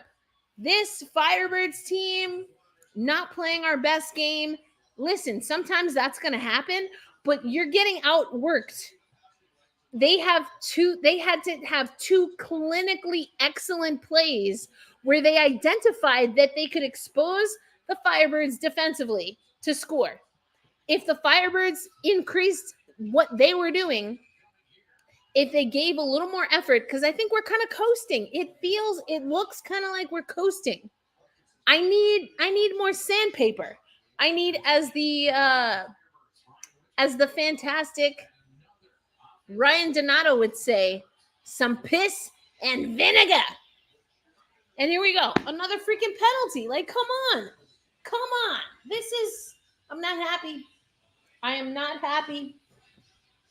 I'm wrapping myself in a comfort blanket because I am not happy. That's just frustration, right?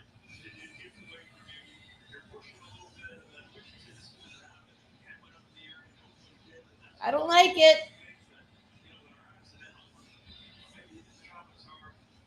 Oh. I'm frustrated. I hope the guys turn it around.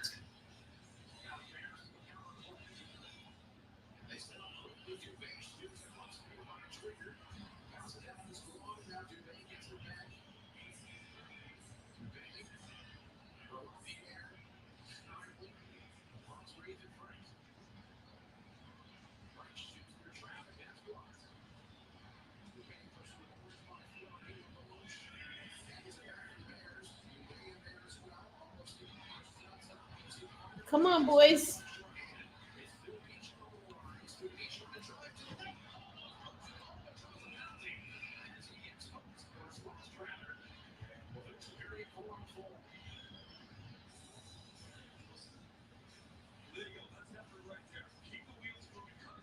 I like what Studenish is doing in this series. I like what he's doing in this series.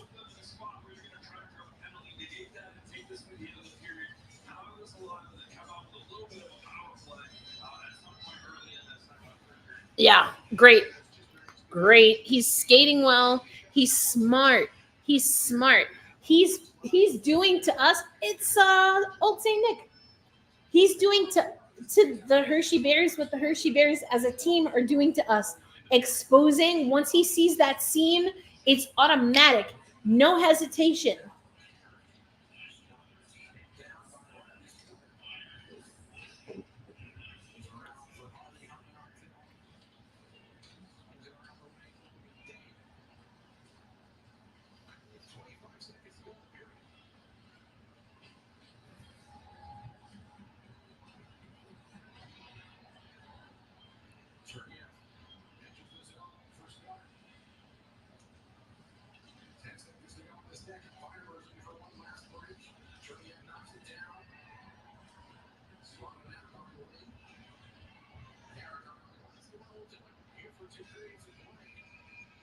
Oh, no.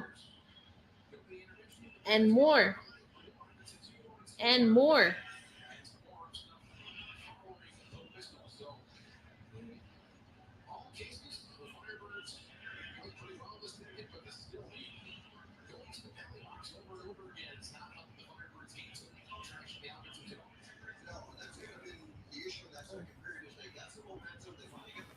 More Shane heroics. I mean, Chris is not doing too much, which is interesting.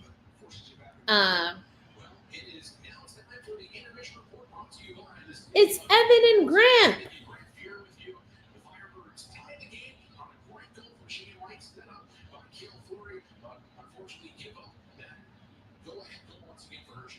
Yeah, I mean, California made a phenomenal play at center ice there to get that puck over to Shane Wright. And Shane Wright does a great job of using his speed going in, scoring that goal. And then to build off that momentum, you think the game's going to swing and then a couple of offensive zone penalties, and all of a sudden the Bears end up back in the lead. Unfortunately for the Firebirds, they kind of fell their own way. Penalty after penalty, especially offensive zone penalties. Unfortunately, they haven't been kind of bit by those penalties as of yet. Aaron Studenish negating the last power play for Hershey with a great set speed. Yeah, and Aaron Studenish has got those wheels that you have to respect, and he does a great job of driving wide. Wheels that you have to respect. I dig it. The Firebirds trail the Bears 2-1 as we get to the third period in just a little bit. This has been the intermission report brought to you by the City of Indian Wells. Don't go anywhere, Gio and Grant have you the rest of the way during the second intermission as Hockey Night Coachella Valley rolls on after this.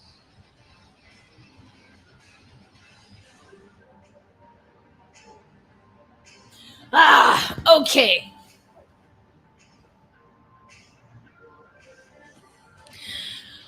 Oh man, I know we've gotten some emails about the signings. I'm hoping to talk to Ali Monroe from Toronto. Boston signed a bunch of people. Mrazova is a fantastic player. I don't have a favorite PWHL team right now, so I can't say that I have an idea of where I would like Mrazova to go.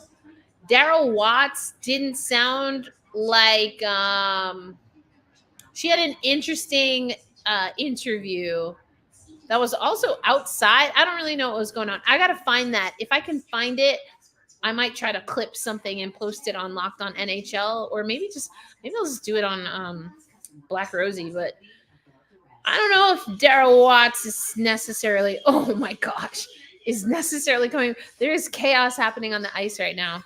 Also, they do like these commercial voiceovers. It's very did someone get hurt? What's that? Oh, that was just the ball. I was like, what's going on? It's been cool to see Grant Fuhr get more comfortable in his commentary year over year. Not all players can do it. Yeah, I think, we see that with JT Brown. I think he really got more comfortable.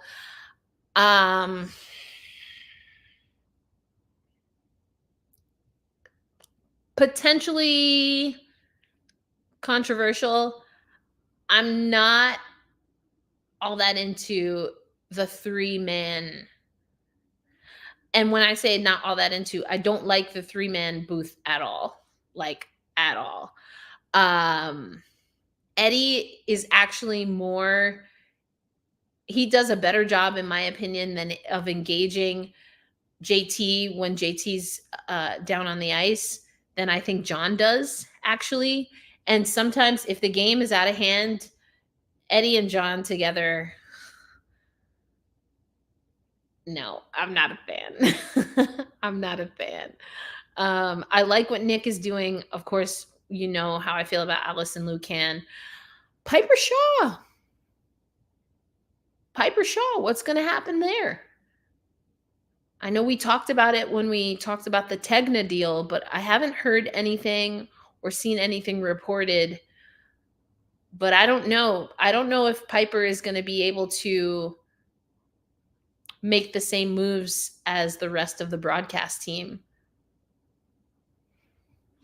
Yeah, it was very strange. Okay, you did see it too. It was very strange. If I was in charge, well, if I was in charge, we would have 2 women's hockey leagues, but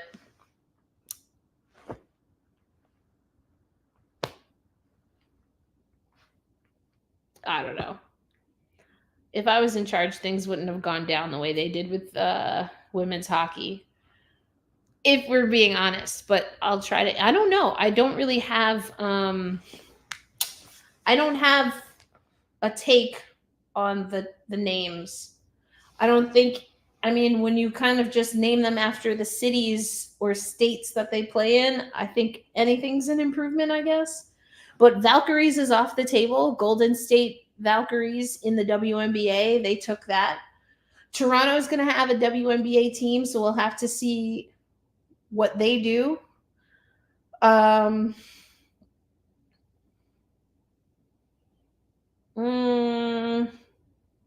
I don't know. I'll have to think about that a little bit more. I'll have to think about that a little bit more. Yeah, what would I want the names to be? I don't know. I don't know.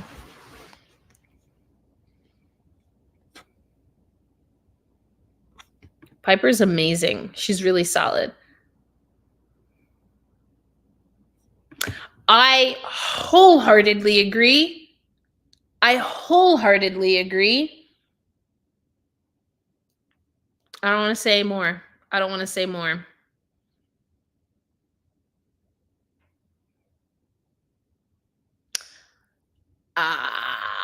Yeah, I don't know. I wholeheartedly agree. Is that Alanis Morissette? It is Alanis. Woohoo! Is she coming to Acrisure? The Triple Moon Tour. Joan Jett. Holy cannoli. August 8th, Acrisure Arena. I'll be in Europe. That's unfortunate. I would go see Joan Jett. And Alanis Morissette. Hell yeah. That's awesome. Oh gosh. Absolutely not. Absolutely not. The people who are saying that are not from New York.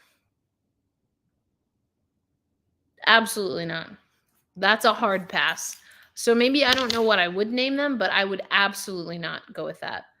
I would quit coverage of women's hockey on the spot if that was the name.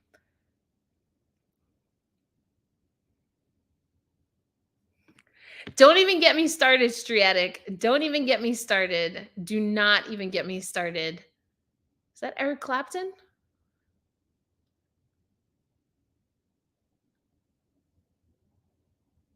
I think so, right?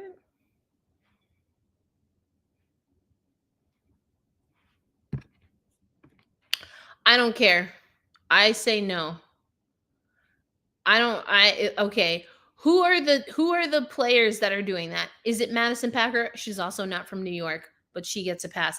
Actually, are there any actual New Yorkers? Levy, right? Is from New York. Is Levy wearing that? She's from Long Island though, so I don't know. No to the Pizza Rats. I feel like it's a bunch of Canadians taking that on, and I'm not here for it. I will absolutely no. Name them from Pokemon. I don't know enough about Pokemon to have an intelligent thought on that, but go for it. I don't know. I just know what I don't like, but I'm not in charge of naming the the teams. I just criticize the names one way or another. Checking my emails.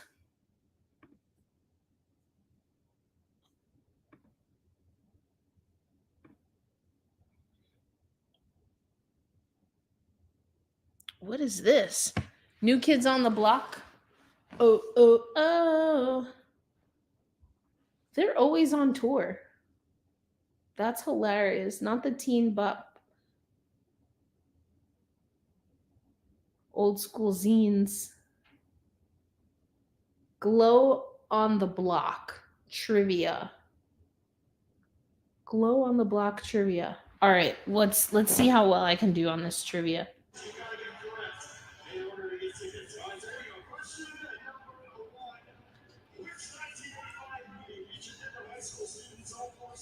The Breakfast Club.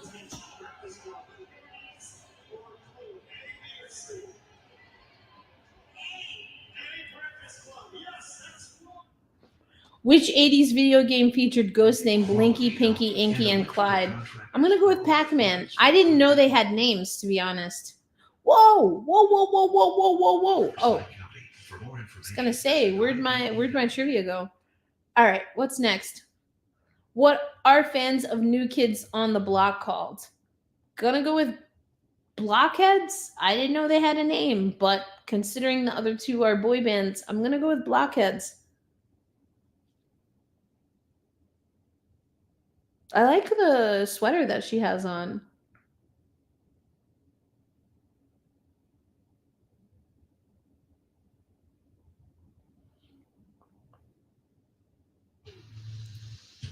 Coachella Valley Firebirds hockey continues on 106.9 The Eagle. On the tail of those Hershey Bears down 2-1, and what we will call a challenging second period. But I tell you what bright spot tonight has been the Valley's newest star, winner of American Idol, our good friend Abby Carter. Abby, welcome back. Hey, how are you doing? All right, so you stood up there in front of 10,500 of your biggest fans, broke out the new song. Tell me about the experience. Oh my gosh. I mean, being back here in the Coachella Valley around the people that embraced me, really, and getting all of this support and this love, it's just been. I didn't realize she's from the area. That's serendipitous. So how excited are you about having your first? Did you know? Beyond excited. I remember being in college and seeing this get built and looking at the brand new, billboard sign about it and thinking to myself, the day that I play there is when I will have considered myself as having made it. And now I'm here. What's the name of the concert? Tell us about the concert. What do you got planned? So it'll be July 27th. I'm more than excited to be here to do it. I'm just going to be singing so many of my own songs and things that I've never shared with people before. And I hope that it reflects me and who I am as an artist. Talk to me about that. I mean, It looks like the Macarena won. Woohoo! people think you just showed up one day and started singing. It wasn't like that at all, was it? No, I played at the Palm Springs Street Fair for years, just trying to do what I loved. And when I got gigs at restaurants, I was like, I'm a singer now, And being here today with all of this support that I have behind That guy is so serious. anything that I really ever thought I would have the opportunity of achieving. I've always wanted it, but I didn't think that I would be lucky enough to ever have it. So what's the inspiration for writing songs? That one guy, the one little guy is just going like this. That's all he's got. The Macarena. About my life, I use it as definitely an art form for me. It's not very much just like a fun little hobby. No, Stop making this a thing. Do not. And I use it all as just a big form of therapy. And I'm just able to share it with people. Okay, where is she from? Is she from New York? No. Exactly. Bunch of Canadians. Only Canadians want that to be the name. Do not name them the Pizza Rats. I will quit all things. Contestants on American Idol when I was with them and getting that camaraderie since we were all going through it together. But now it's like such a big cut. You're just thrown out into the real world and you're trying to pursue things. No.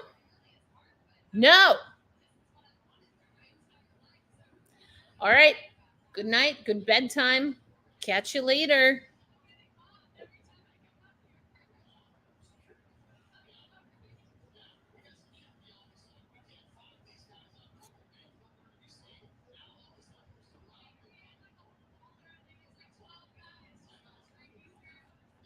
Macarena.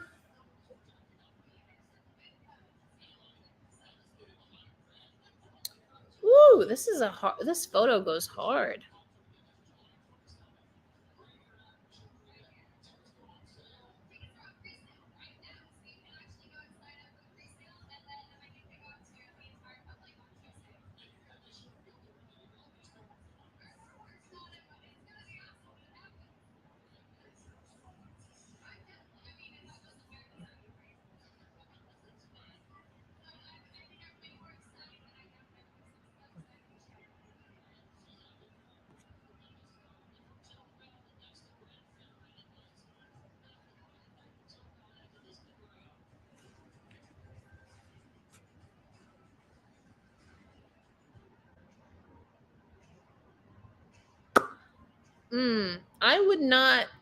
I don't know that you could pay me enough to hold a live rat. I will pass.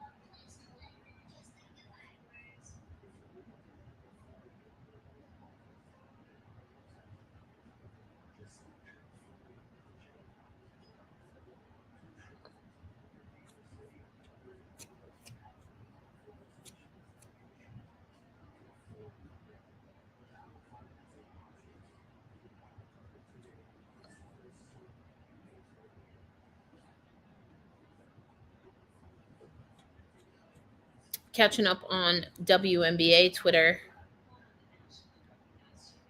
Shane Wright. All right. 2-1. Another 4-4. We need the Firebirds to get fired up. That's what we need. We need the Firebirds to get fired up. I'm not feeling it. I'm not feeling the energy.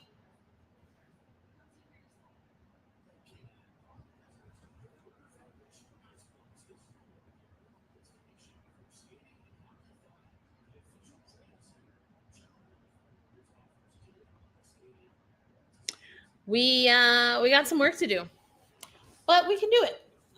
That's what I love. That's what I love. We can do it. We can do it for sure. The fans know. The Firebirds gotta get themselves fired up. That's what we need. The Firebirds gotta get fired up.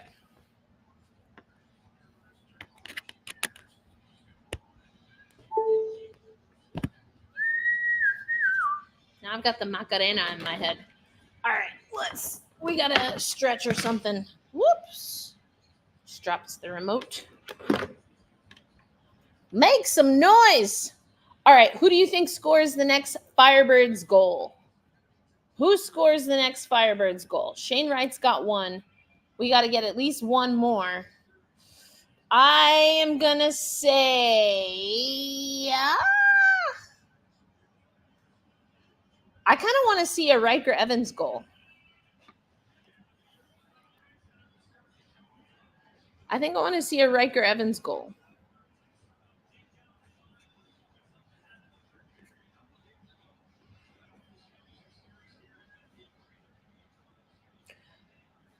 I'm putting it out there. Riker Evans.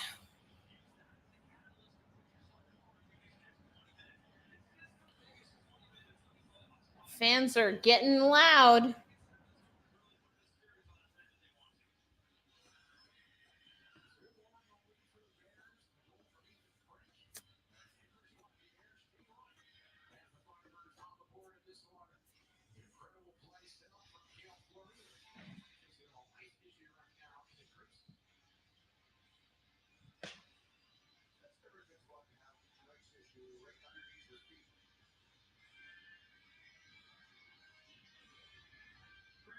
$20 minutes to get something going, boys.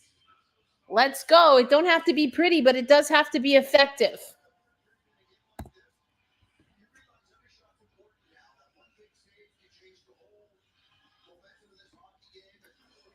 Oh, Shane gets a hat trick. That's fine. Shane Wright hat trick. Okay, I didn't understand what I was seeing. I saw that they changed their profile picture, but I was doing other things. So what's the vibe? So are they changing their logo? Are they kind of, what is happening? Well, is it that they changed it? I thought maybe they were just going back to a retro logo. I don't know. I got to look that up. But I did see that happen. All right. Game on. Let's go.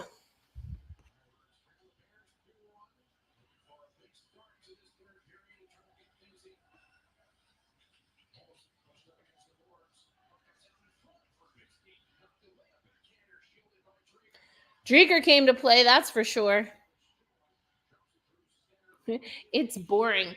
I honestly thought it was a retro. So it's not retro? Like that's a new.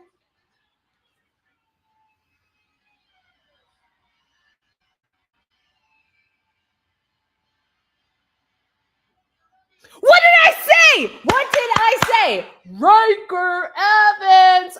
I thought it was Riker, but I was looking down, so I wasn't positive. What did I freaking say? Garth, baby. Boom. I called it. And from the ice, baby.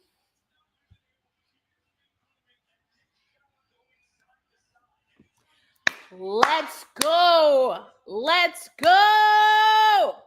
I called it, Garth. Let's go.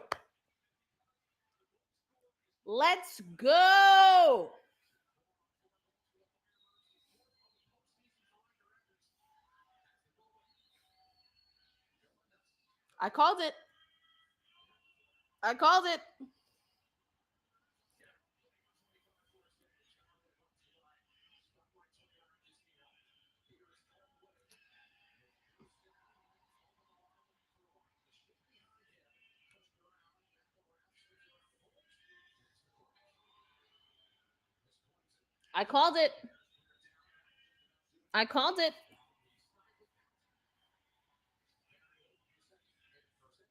Riker Evans. My hair is getting long.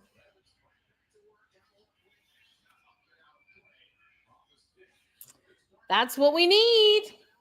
I had a feeling. Riker Evans.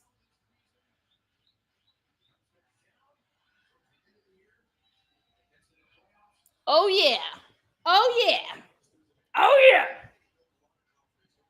Let's go.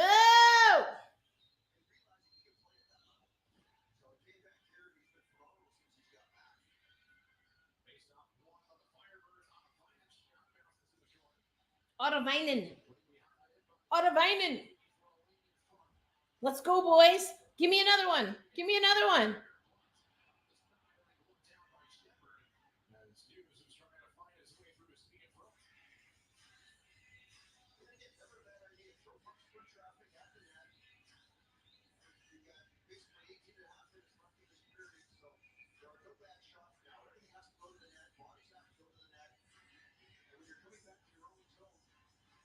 pictures, you make the right read on your way back. I love what you guys said about Mike Evans. 36 games played up in Seattle. A goal, 8 assists, 9 points. Grant, that is valuable for a guy who's now in a pressure situation. You do that, you play that many games. You feel like you're in. All right, I did my part. I called it. Riker Evans. Let me know. We have Shane Wright and a Shane Wright hat trick. Who's going to score the next goal? Let's go. Let's go. I'm thinking. Okay, there's two names that keep popping into my mind. McCormick, that's a pretty obvious one, I feel, and Hughes. McCormick and Hughes. I don't have a take on which one. Maybe it's both. Maybe that just means it's both. And both are right on the puck. They're not giving the Firebirds time to pick somebody to get that first initial pass to.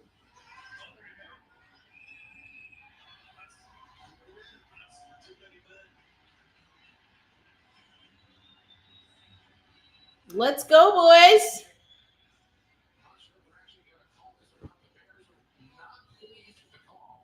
Let's go, boys. It doesn't matter if you get a leg up on the boards. Still a penalty. Hold on. I want to see something about the box score.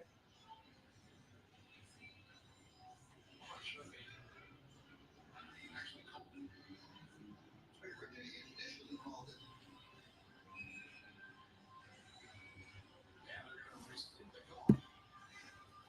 Riker Evans. That's it. Well, sorry to hear that.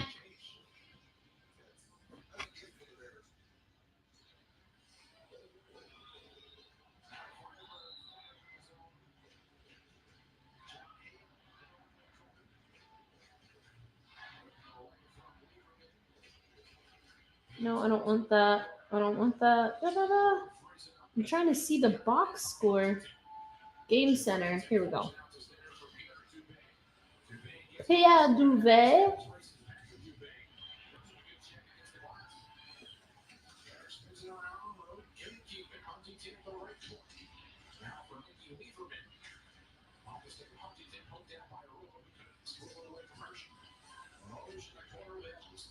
It's been a quiet night for McCormick. I wanted to make sure he was even in the lineup. I've also been listening on mute, and I can't read the numbers that well. I feel like I was starting to say this earlier, but there's only one camera angle, really, or at least that seemed to be only using one camera angle. Oh, there it goes. They use it on replays. This is this one I want to see. Getting some momentum, getting pucks in deep, getting that forecheck going, and not allowing Hershey. Hershey kind of reversed the roles we saw the other night. They've got pucks. Ooh, excuse me. Forecheck's been really aggressive and really good tonight, so they kind of reversed things. Jake Massey dumps it into the offside. It's the Bears. And Hershey gets out to center. No regroup. It's Massey left wing side. Takes it up from Watson. Trigger. Comes down to the play. Line tries to move it around. Rubitsky stops it down. Good skill by Trigger. Takes away a feed out in front of the net. Massey left point. Oh. By Rubitsky able to keep it offside. Not by much. Now Massey off against the Firebirds. On the fire will go off. Oh, boy.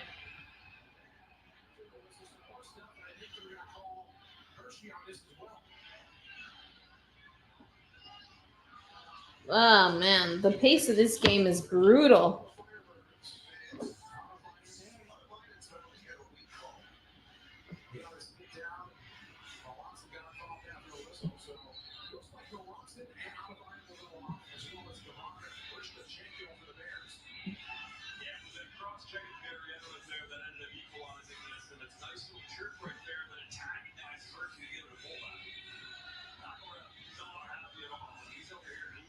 Chirping the entire Firebird bench. Shane Wright can do it, but it's not around. It's about as fired up as he's going to get. That's also the other guy who won't fire up. 6'4", 235 pounds. He's every bit of that. Yes, he is. I think he's even mad at me, guys. Oh, I don't play with Nick. I'm going to pass the entire game to that guy. So the Firebirds show the game once again. It's not just defensive to a penalty for Coachella Valley. Well, it's a soft call at best. The President shot on the kill was back this game. They'll start this PK on the clear. Last time out, entered into the finish. 16-10. Ends up drawing a penalty against Hershey. Here's Judge Diamond. On the line for Dubé. Dubé racing his back is in on. Y'all and these pizza rats. Y'all will not get me worked up about this. I cannot. I'd rather they be called the Teenage Mutant Ninja Turtles than the fucking pizza rats. Call them Shredder.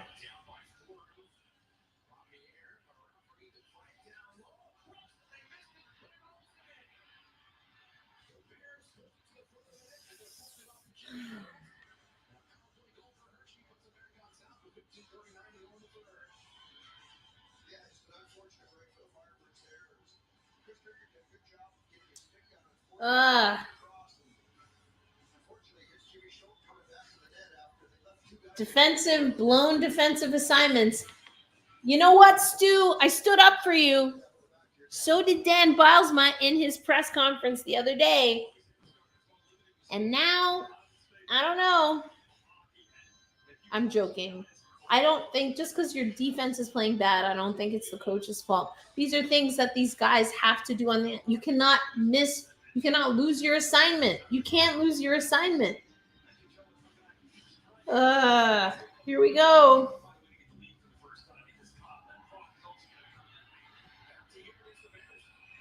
Oh my goodness, it's a whistle every 2 seconds.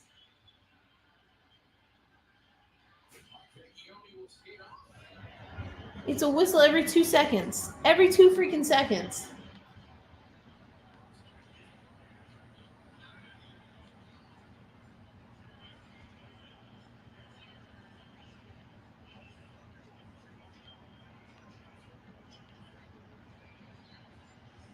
I kind of just heard JD a little bit. Stimulating my scalp. 15:32. Power play for the Firebirds. I think they got to score here.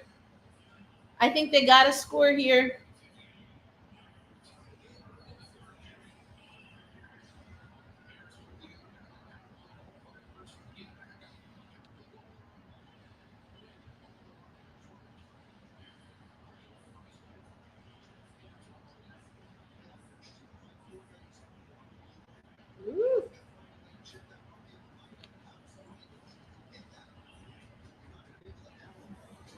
Yeah, that's why he was called Shredder, because the Teenage Mutant Ninja Turtles loved pizza. Also, like, there was other reasons, but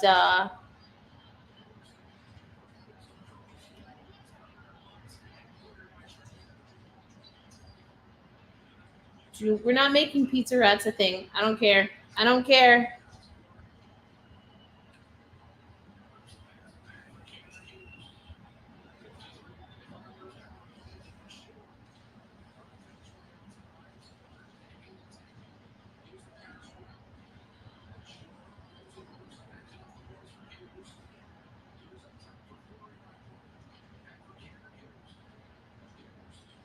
Come on, boys.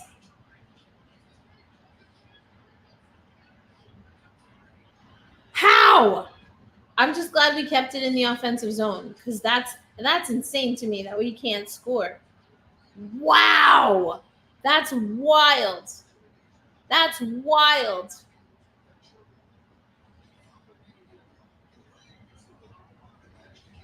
Wow. Let's go. Last chance on the power play. Good. Googly moogly.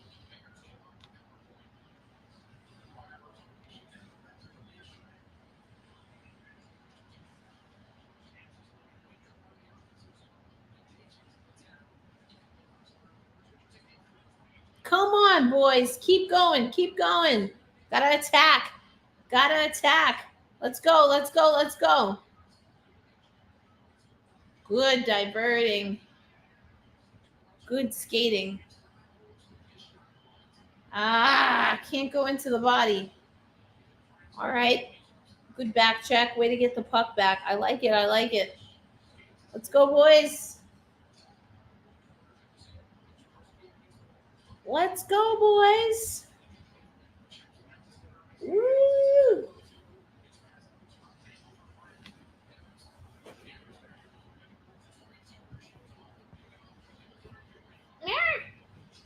It's getting cold.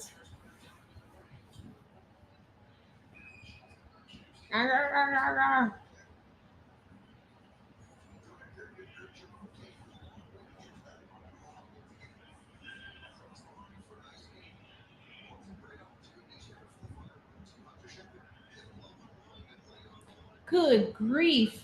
How did they not score on that opportunity? That's wild to me. They had Shepard scrambling. Gotta score.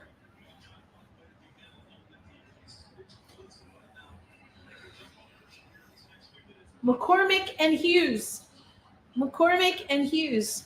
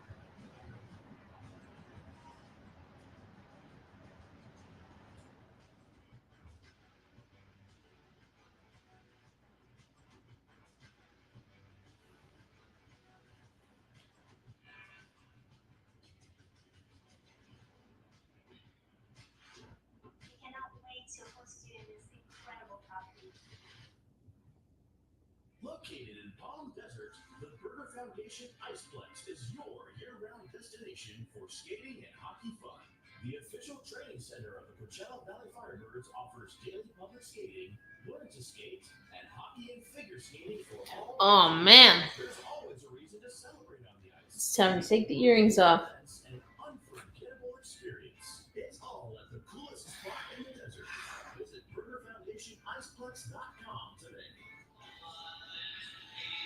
156 kill the third period. The Bears in the 3-2 lead here in Game 4, trying to even up this series at 2 games apiece. Firebirds season tickets for the 24-25 season on sale now. Visit Firebirds.com for more information. With access to the 2025 AHL All-Star Classic presented by Spotlight 29 Casino. Oh. Right here at Hershey Arena on Saturday night, no matter the outcome of tonight's game.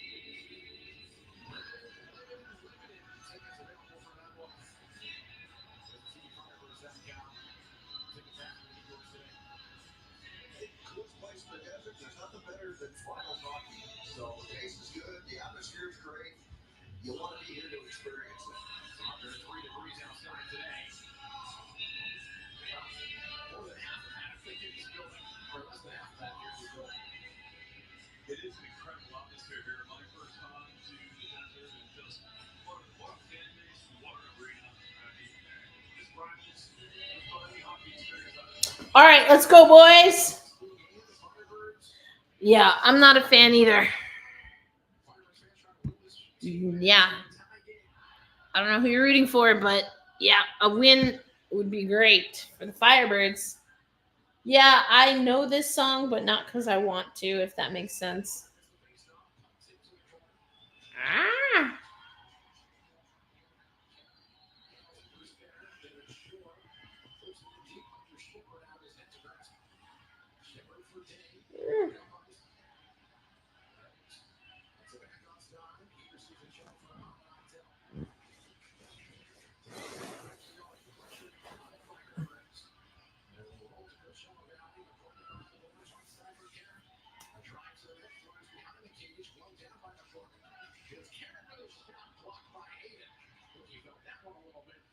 That one might have left a mark.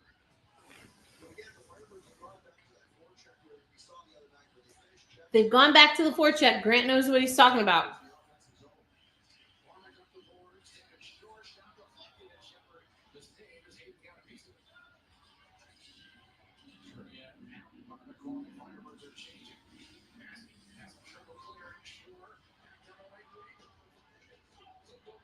Oh.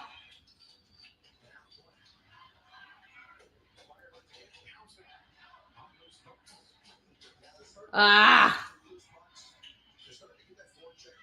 It's hot in here. I think it's this light that I have on. It's too bright. I guess the fleece blanket doesn't help either.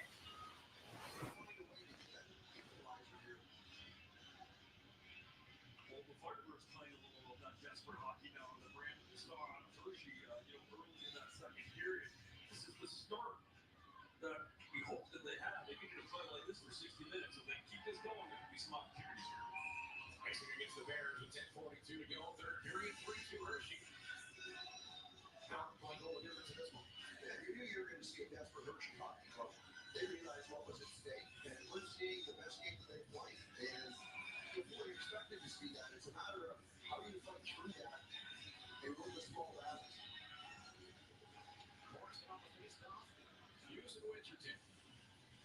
Right now, we have 10:42 left in the third frame. Hershey up 3-2. Yes, still 3-2. Holy cannoli, it's hot in here.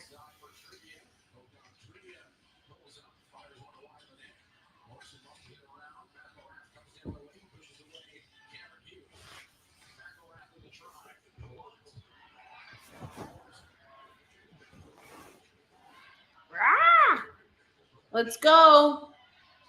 About at the halfway point.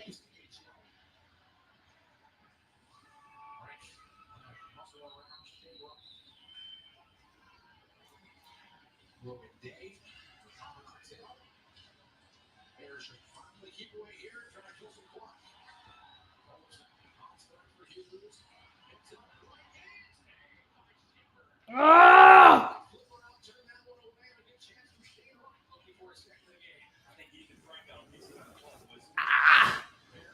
Let's go. 9:40 left.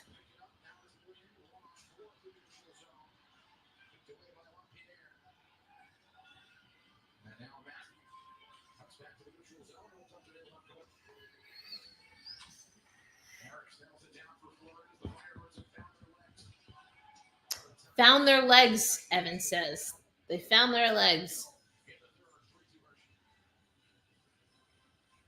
Yeah, Hunter Shepard's been really good here this third period, making save after save. And the Firebirds up the ante a little bit now, getting pucks to the net. Cole Lind, Max McCormick, Connor Carrick. Let's go.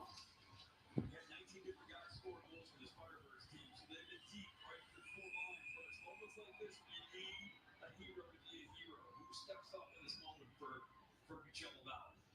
Hand pass call against Hershey. We'll take a break. Halfway through the third, 3-2 Bears. Here, 8-4. Hockey Night Coachella Valley. Coachella Valley, be right back.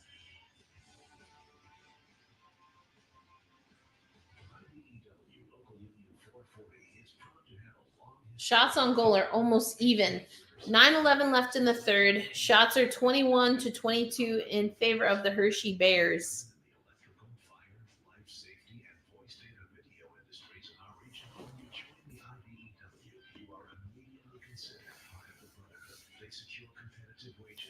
What did they do? They won something. Looks like a gift card? Andrew Podorowski got a sandwich named after him. His sounded pretty good too.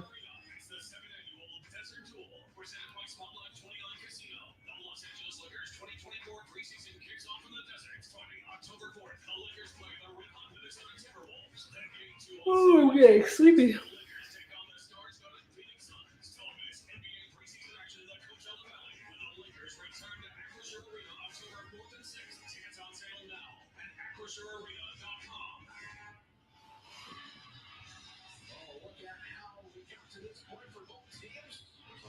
Evan really reminds me of Everett sometimes.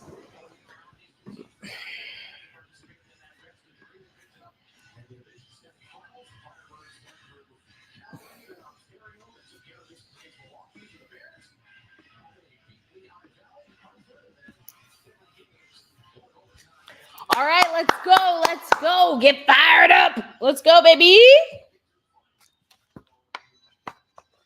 I don't really want this, but I gotta wake up.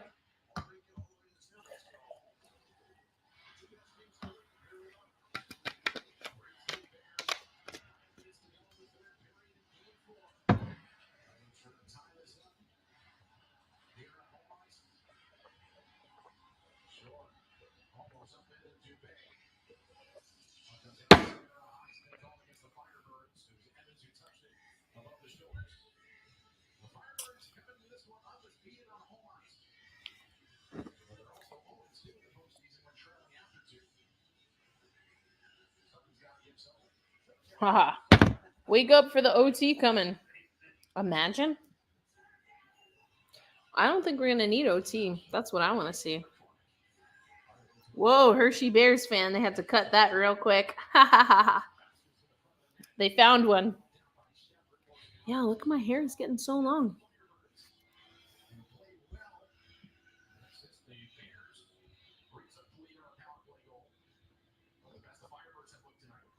Yeah, they just have to keep the foot on the gas pedal. Keep pushing, get pucks to the net. They can get pucks to the net, bodies to the net. That's it. Pucks to the net. Pucks to the net. Bodies to the net.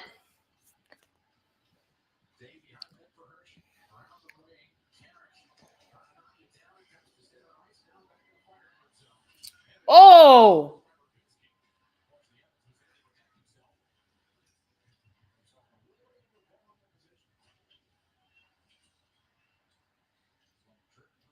Ah! Ah!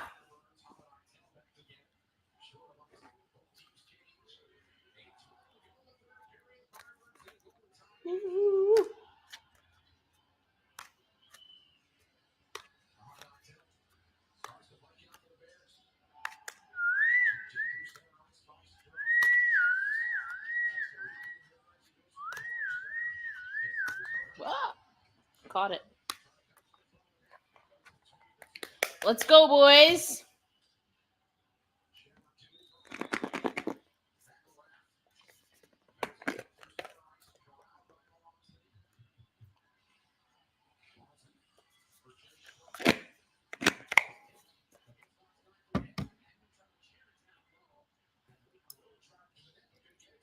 Just like no coordination. Everything's like trying to do too much in the offensive zone instead of settling in. I'm very curious to hear what the boys say after this one.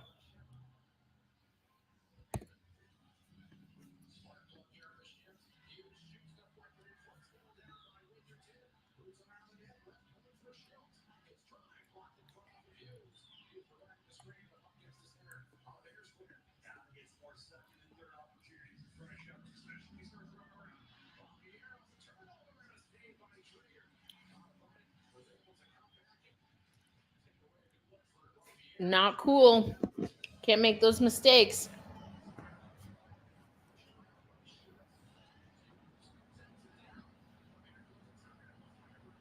Ah! Let's go, boys.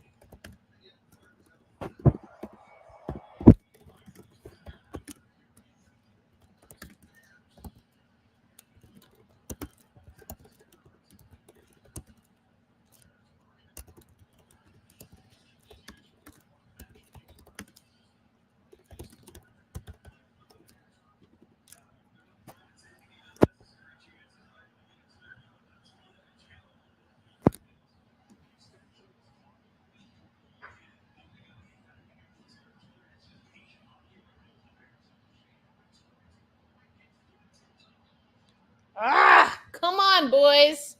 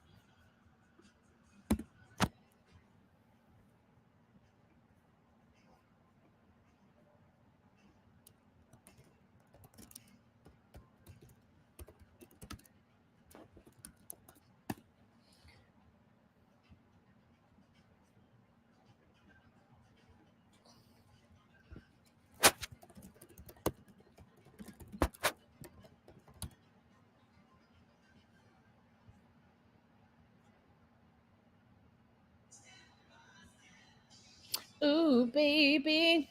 They're really going hard on these new kids on the block promos.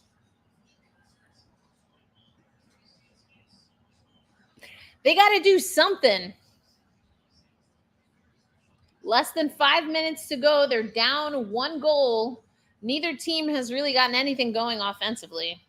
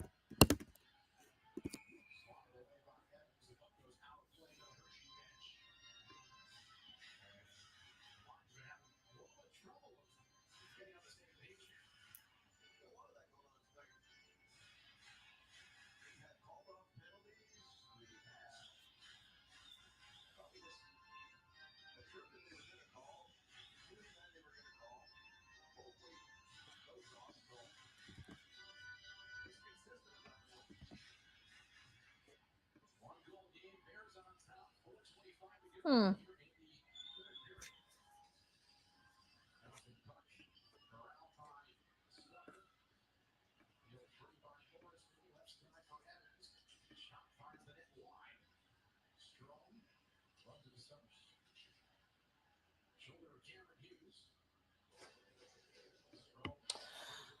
Oh, this game is frustrating.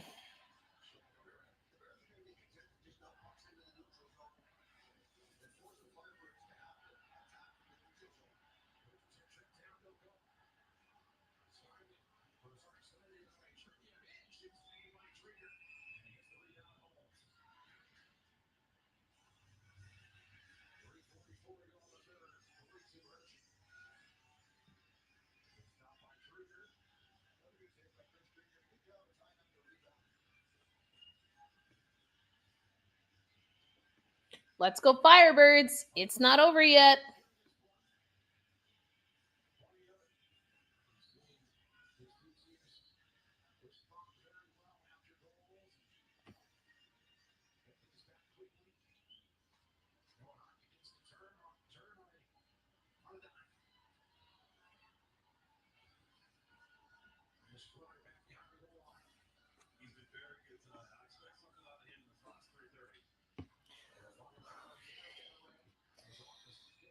This game has been meh.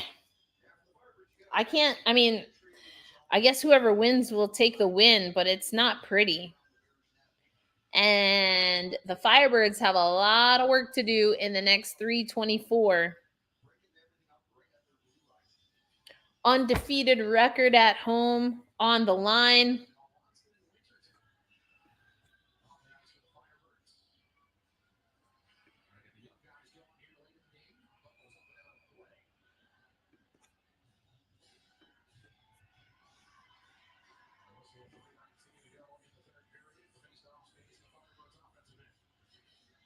Well, big chance here, right? This is where face-offs become so important. Now, I don't think Coach Obama is ready for a timeout just yet, or maybe thinking about the inevitable pulling trigger. But you got to win or draw right here. This is where you start to create a little bit of forward momentum.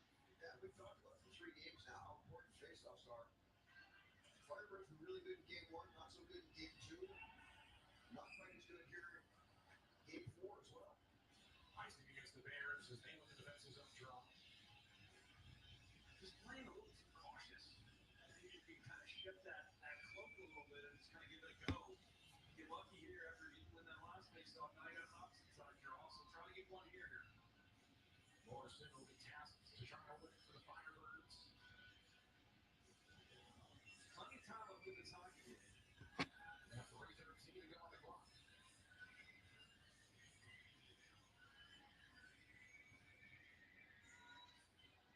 Bears with the face-off. The Firebirds apply some pressure. It's clear to left on the Bears. Out to Stern. Richardson for Fleury. I mean, Off the boards for Richardson. I need the Birds to get the crowd back into it. Hey, Cody, thanks for coming through.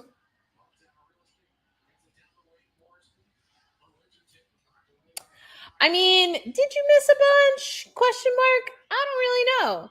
This game is just it's kind of fallen by the wayside. I hear what you're saying. Like, the crowd has been pretty fantastic. The Firebirds just, case in point, they're not getting anything going offensively. It's a lot of individual efforts.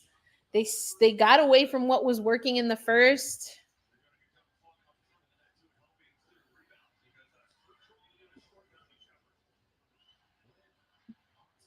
I mean, the crowd is still going. It's just that the Firebirds aren't getting anything going. Come on! Empty net.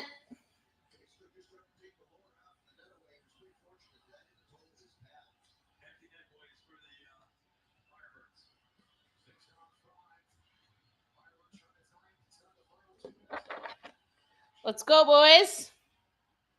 I mean, right now is the best offense they've had in quite some time. Come on!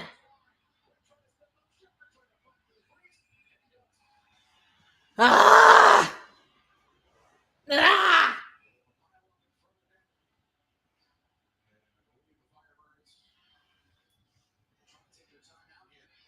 Oh dear. This is just getting stupid.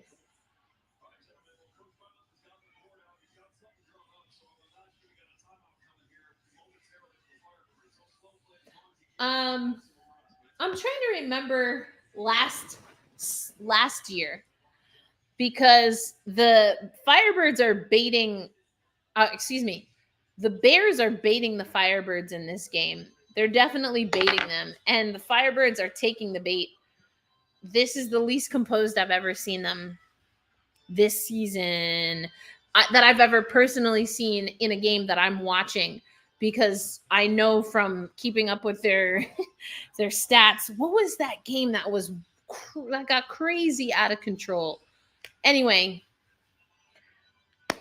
they're playing right into what Hershey wants. They have to play their game. For me, that's the most disappointing part of this game right now. They have enough time and enough skill to, at minimum, get an equalizer. But what does Hershey want to do? They're going to break everything up. They're going to get literally in their face, and they're going to get under their skin. And the Firebirds are allowing that. So I like this timeout. They gotta, yeah. They gotta really hunker down here. Who cares? Who cares?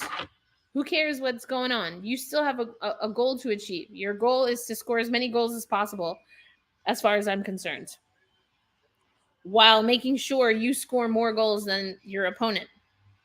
So what do you care what they say, what they do? Just do your job. Because if you do your job, there's nothing you can do, or there's nothing that the Bears can do to stop you. Just do your job. That's all. That's all. Just do your job. Seems like there's a lot happening in the Olympics world. I'm trying to keep up with. And the one thing the Bears have done extremely well tonight is win faceoffs. And the other night, the Firebirds were really good in the faceoff circle. The Bears have been good in the faceoff circle tonight. They've cleaned that up, and it's made it hard for the Firebirds to get possession in the offensive end. Well, here's that's 4 straight offensive zone face-off losses for the Firebirds here in the last couple of months. Let's go, boys. What's it gonna be? You gotta show me something. Show me something. I said Hughes or McCormick is gonna get us back in this. I was right about Riker. Garth.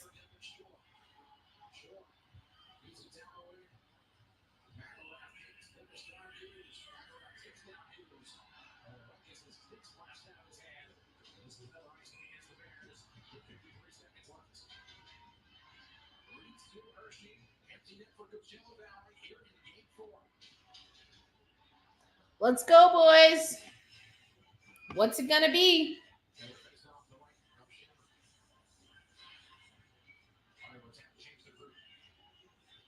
going with the horses right now. Again, it comes down to another key faceoff that they win.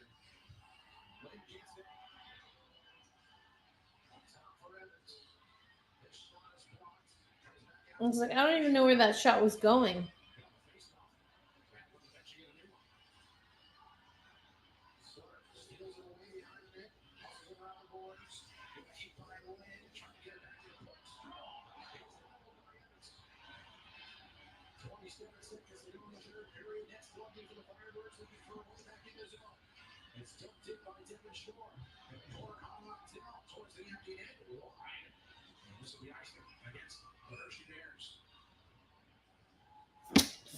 Well,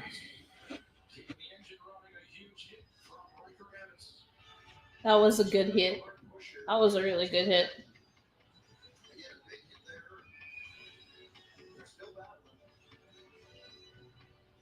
14 seconds to go in the third period.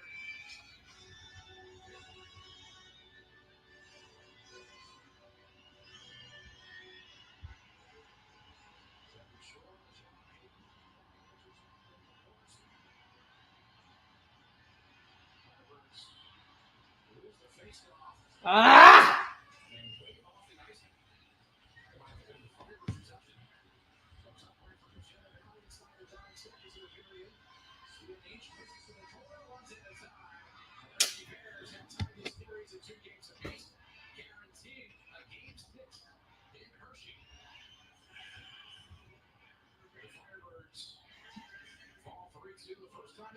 I don't love that.